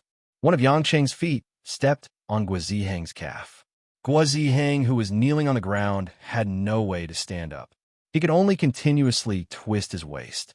But every time he twisted, Yang Cheng's foot stepped on the ground with more force. Guo Ziheng didn't dare to move at all. What did you do to my hands? Guo Ziheng grimaced in pain. He turned around and glared at Yang Chung. His eyes were bloodshot. Nothing much. I just made your arm joints start to dislocate from your shoulders. Yang Chung was very happy to answer. You think I'll give you money and admit defeat just like that? Impossible. Guo Ziheng shouted loudly. His other lackeys were already so scared that they didn't dare to move. Seeing their boss beaten to the ground, they didn't dare to step forward. They came out to make a living, not to throw away their lives. Yang Chung waved his finger. You're wrong. This is just the beginning. How could I possibly do just this one thing for you? Just as he finished speaking, Yang Cheng's hand once again grabbed Guo Ziheng's arm. Cut. Guo Ziheng screamed again. What did you do this time? Cut. It was followed by the sound of bones dislocating. Yang Chung cracked a satisfied smile. Nothing much. I just dislocated your arm. Then put it back. Dislocated it again. I did it back and forth a few times to practice. I feel that it's slower than before. You're probably in a lot of pain. Don't worry. After I practice a few more times, you won't be in too much pain. Demon. This man is a demon. Guo Ziheng completely collapsed. He knew that if he continued like this, he wouldn't die. But it might be worse than death. Living is worse than death. That's what it meant. The pain in his arm and calf was like an awl piercing his heart. His brain was about to go into shock several times. But he was pulled back by the unbearable pain. I'll give you money. When Yang Chung put his arm joints back again, Guo Ziheng really couldn't take it anymore. Guo Ziheng's lips had already turned blue. His voice carried a bit of a sob. Yes, he cried. He shed tears. There was humiliation and unwillingness. But most of all, it was from the pain. That's more like it. Yang Chung let go of Guo Ziheng's arm in satisfaction. Laughing mischievously, he still had that harmless look on his face. He said, But CEO Guo, in view of the series of harm your company has done to me, I feel that other than the remaining 400,000, you still have to compensate me for the psychological damage. That's right. I've owed you for so long. Give me some interest or something. At the same time, you can also reimburse the medical expenses of those people you beat up. What do you think? What about me? You're not giving? Fine. Then let's continue. No. I'll give everything. Guo Ziheng shouted with snot and tears. Yang Chung then grinned. He pulled over a chair and sat down. Facing Guo Ziheng, who was crying on the floor, he said, Since you're giving, then hurry up and write a check. It'll be easier for me to report. That's right. Send a car to send me back to Yulei International. I didn't bring the change for a taxi. Chapter 49. When he returned to Yulei International from Hua Chung Hoodlum Company, it was already past 4 in the afternoon, close to the time to get off work. Yang Chung, on the other hand, felt refreshed. Not only did he stretch his muscles, he also earned some pocket money, so he didn't have to worry about buying breakfast for the women in the office in the future. When he walked out of the elevator, he entered the hallway leading to the PR department. This hallway was built with tempered glass on 3 sides. The transparent texture allowed the sunset's orange light to penetrate into every corner, making it look especially serene and beautiful. At this moment, a scene suddenly appeared in front of him, causing Yang Chung to stop in his tracks. It was a man and a woman. The man should belong to one of the company's higher-ups, wearing a white shirt and suit pants, already balding, his figure slightly fat, not tall, his appearance was clean, and he had a pair of small eyes. Yang Chung remembered seeing this person at lunch, so he knew he was a department head in the company. As for the woman, just by looking at her back, he could recognize her, wearing a light purple suit with a few strands of purple hair, as well as that graceful and full curve. It was Lu Mingyu from the office. Department head Ma, I really have something to do today. I'll go next time if I have the chance. Lu Mingyu's face revealed a bit of bitterness, saying with a forced smile. The man called department head Ma grinned with a bit of a deeper meaning and said, Mingyu, you've already rejected my invitation more than 10 times in a row. What, accompanying an old man for a drink at night is so difficult? Or do you simply look down on me? No, department head Ma. Lu Mingyu wrinkled her crescent brows. I really have something to do. I still have to go talk to a client tomorrow. I really don't have time. The smile on department head Ma's face gradually disappeared. With a bit of a cold expression, he said, Lu Mingyu, don't be unappreciative. Don't think I don't know the mess between you and those clients. 70 to 80% of the people in the company know. What are you acting all high and mighty for? Department head Ma. Lu Mingyu's eyes sparkled with a few tears, but she still stubbornly endured it. Her voice had clearly become cold. Department head Ma, please don't make up nonsense. Whether I'm that kind of person or not, it's not something that can be determined by rumors and slanders. Haha, you're #1 in sales every year. Do you think we're all fools? You're the flower of our PR department, but only outsiders are allowed to pluck it. Lu Mingyu, you're too stingy. Department head Ma revealed a wretched smile. Don't worry, come have a drink with me. I won't mistreat you. The year-end bonus is easy to negotiate. Department head Ma, please pay attention to your image. Lu Mingyu turned her head away as if she didn't want to say anything more. Her charming face was filled with pain. Just as department head Ma was about to say something, he suddenly felt someone pat his shoulder from behind. Who is it? Department head Ma turned his head in displeasure, only to see an unfamiliar young man smiling strangely at him. Who are you? Department head Ma's heart trembled as he carefully asked. Yang Chung, who was listening to their conversation not far away, roughly understood the whole story. At this moment, he naturally wouldn't have much of a good impression of this old man who didn't have any skills in picking up girls. When he heard the question, he only smiled and said, Hello, Department head Ma. I'm a new male public relations officer in the PR department. My name is Yang Chung. Male public relations officer? Department head Ma revealed a pondering expression. What are you doing here? What did you hear? Oh, I just happened to pass by and heard Department head Ma and big sister Mingyu talking about going out to play at night. I wanted to ask if I could go together. Department head Ma, you don't know, but I'm very familiar with the nightclubs here. As he said that, he even winked at Department head Ma. The corner of Department head Ma's eyes twitched. Kid, are you trying to threaten me? Do you know who I am? What did you hear? If you don't have any evidence, I'll fire you if you dare to call me that. When Lu Mingyu saw Yang Chung come over, she was a bit happy. But when she saw that Department head Ma and Yang Chung were at loggerheads, she became worried about Yang Chung. Her eyes constantly hinted for Yang Chung to quickly leave. Yang Chung naturally wouldn't leave just like that. He smiled and took out his phone, shook it, and said, Department head Ma, don't you know that cell phones are very advanced now? Not only can they record, but they can also be very clear. At this moment, Department head Ma's face immediately turned ugly. He gritted his teeth and said, What do you want? I don't want anything. Department head Ma, it depends on your cooperative attitude. Pretend that nothing happened and everyone will be safe. Yang Chung lightly said, "If department head ma wants to deal with me, then I'm sorry. At worst, it's a life and death struggle. But I think that if a small employee and department head ma perish together, department head ma will definitely suffer a big loss." Department head ma had never experienced such a blunder before. He was so angry that he almost fainted. After saying good 3 times, he fiercely glared at Yang Chung and Lu Mingyu before leaving the scene in a rage. Lu Mingyu patted her chest as if she was relieved. Her plump breasts trembled a few times, causing Yang Chung to stare blankly at her. Rolling her eyes at Yang Chung, Lu Mingyu wasn't shy at all. "Hey, stop looking. Your eyeballs are going to fall out." "Hee hee, Sister Mingyu's figure is really good," Yang Chung very straightforwardly praised. Lu Mingyu's pretty face blushed. She playfully smiled and said, "I didn't know that you were so smart. You knew to use your phone to record. Otherwise, I really wouldn't know what to do."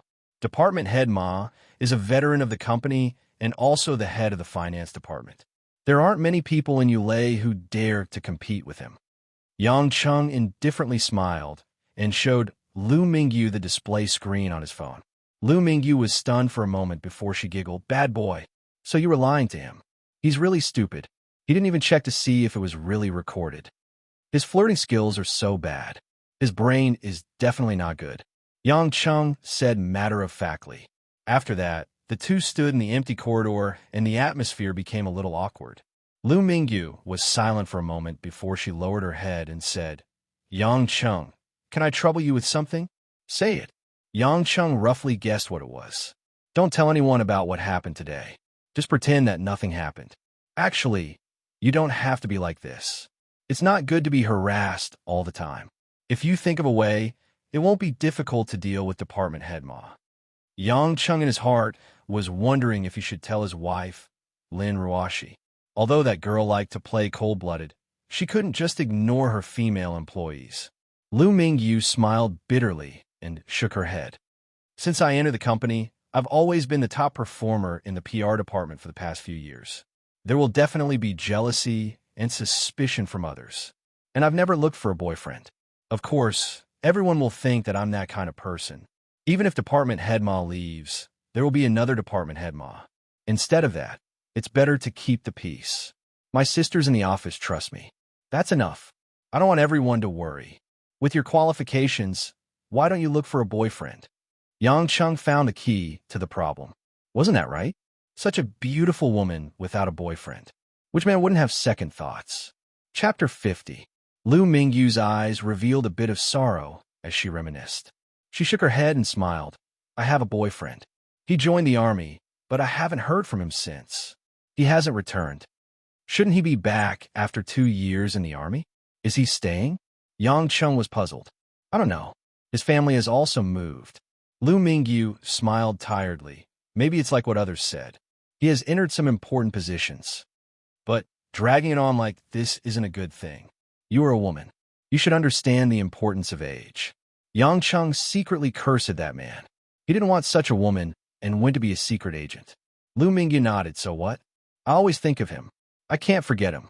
How can I accept another man?" She paused and smiled again. "All right, let's not talk about this. It's almost time to get off work. Let's go back to the office." Yang Chung naturally had no objections.